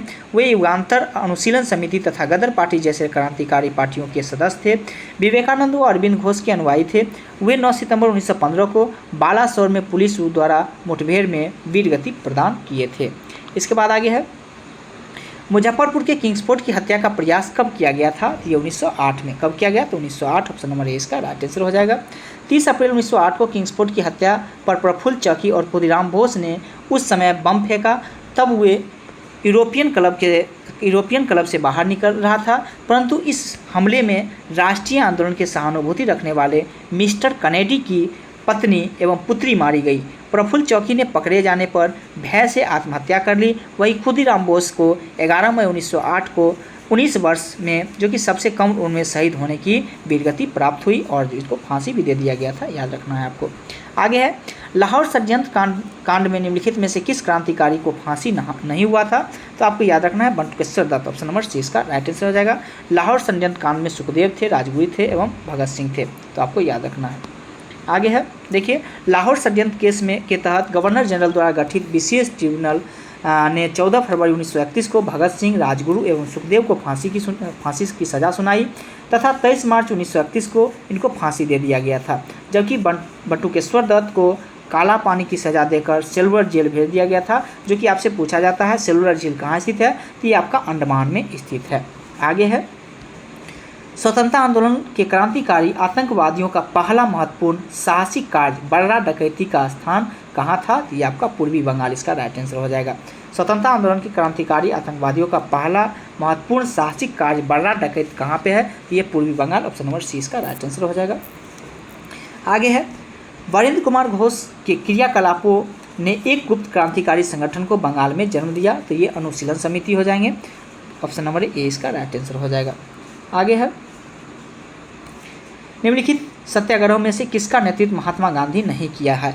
तो महात्मा गांधी किसका नहीं किया? तो बारदोली सत्याग्रह का नेतृत्व जो है महात्मा गांधी के द्वारा नहीं किया गया था। बाकी का भारत छोड़ो आंदोलन की बात करें तो महात्मा गांधी है, सविनय अवज्ञा महात्मा गांधी के द्वारा, और इसके बाद खैरा सत्याग्रह की मैं बात करूँ तो ये महात्मा गांधी ही हो जाएंगे। इसके बाद देखिएगा, और बारदोली सत्याग्रह किसके द्वारा किया गया था? सरदार वल्लभ भाई पटेल, आप याद रखिएगा। आगे है, निम्नलिखित में से किस सत्याग्रह आंदोलन में गांधी जी ने प्रत्यक्ष रूप से भाग नहीं लिए थे? तो बाइकोम सत्याग्रह, जो कि कहाँ चलाया गया था? त्रावणकोर, केरल में। कहाँ? तो केरल में चलाया गया था ये, और निम्न जाति में मंदिर में प्रवेश करने से ये के लिए जो है ये चलाया गया था। तो इस प्रकार का था ये, मंदिर से संबंधित, प्रवेश से संबंधित ये इस प्रकार का बाइकोम सत्याग्रह था, तो ये आपको याद करना है। राजकोट सत्याग्रह महात्मा गांधी थे, खैरा सत्याग्रह भी थे, और असहयोग आंदोलन भी इन्हीं के द्वारा स्टार्ट किया गया था। इसके बाद है आगे, जिया तरंग आंदोलन कहाँ प्रारंभ हुआ था? तो ये नागालैंड में, आप याद रखिएगा। ये भी क्वेश्चंस बिहार के एग्जाम में ही पूछा गया था, बीपीएससी बिहार लोक सेवा आयोग में ये प्रश्न पूछा गया है। जिया तरंग आंदोलन सविनय अवज्ञा आंदोलन के दौरान मणिपुर में प्रारंभ हुआ। इस आंदोलन के जनजातियों का सक्रिय भागीदार थी। इस आंदोलन के नेता यंदू नाग को सरकार ने 29 अगस्त 1931 को फांसी की सज़ा सुनाई। इसके पश्चात इस आंदोलन का नेतृत्व नागा जनजाति की महिला गोंडेलियू ने किया। जवाहरलाल नेहरू ने गोंडेलियू को रानी की उपाधि दिया था, तो आप याद रखने का प्रयास करिएगा। जियातांग आंदोलन की बात करें तो कहाँ से स्टार्ट हुआ था? तो ये आप नागालैंड ही याद रखिएगा मेरे दोस्त। कहाँ से? नागालैंड। हालांकि इस जगह पे थोड़ा सा मिस हो गया है, नागालैंड आप याद रखिएगा, ऑप्शन नंबर इसका राइट आंसर हो जाएगा। आगे है, नमक सत्याग्रह के समय गांधी जी के गिरफ्तार हो जाने के पश्चात आंदोलन के नेता के रूप में उसका स्थान किसने लिया था? तो अब्बास तैयब जी लिए थे। कब, कौन लिए थे? तो अब्बास तैयब लिए थे, ऑप्शन नंबर इसका राइट आंसर हो जाएगा। देखिए, नमक सत्याग्रह के समय में गांधी जी की गिरफ्तारी के पश्चात इस आंदोलन का नेतृत्व अब्बास तैयब जी, गुजरात के ग्रैंड ओल्ड मैन के नाम से भी जानते हैं।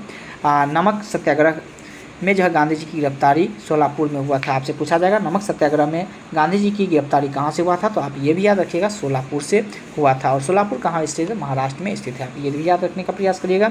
दोस्त, वीडियो अच्छा लग रहा हो तो चैनल को लाइक एवं सब्सक्राइब जरूर करिएगा। और बहुत कम ही समय में मैं आपको जो है अब करवा दूंगा, बस आप 3 से 4 मिनट बने रहिए। देखिए आगे क्या है, आचार्य विनोबा भावे किस आंदोलन में भाग लेने के लिए पहली बार गिरफ्तार हुए थे? तो इसका राइट आंसर हो जाएगा सविनय अवज्ञा आंदोलन। राइट आंसर क्या हो जाएगा मेरे दोस्त? सविनय अवज्ञा आंदोलन हो जाएंगे। आचार्य विनोबा भावे किस आंदोलन में भाग लेने के लिए पहली बार गिरफ्तार हुए थे? तो सविनय अवज्ञा आंदोलन इसका राइट आंसर हो जाएगा।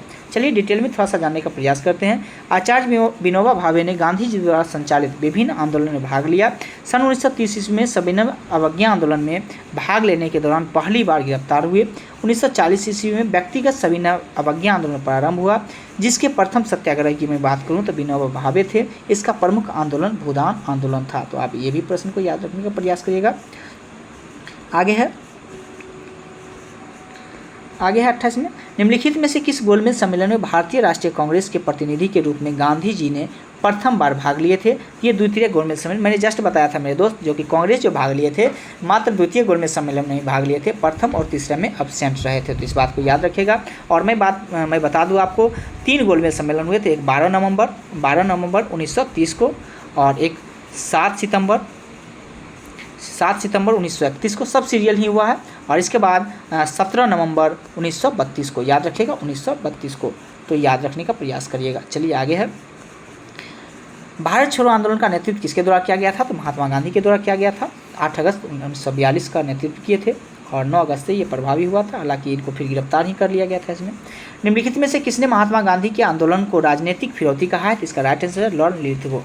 किसने कहा है? लॉर्ड लिथगो ने महात्मा गांधी को आंदोलन को राजनीतिक फिरौती कहा, जो कि लॉर्ड लिथगो का कार्यकाल कब से कब तक रहा था? तो 1936 से लेकर के 1943 तक रहा था। कब? तो 1943 तक इनका कार्यकाल रहा था। हालांकि 44 कहीं कहीं भी देता है, लेकिन 43 आप याद रखिएगा।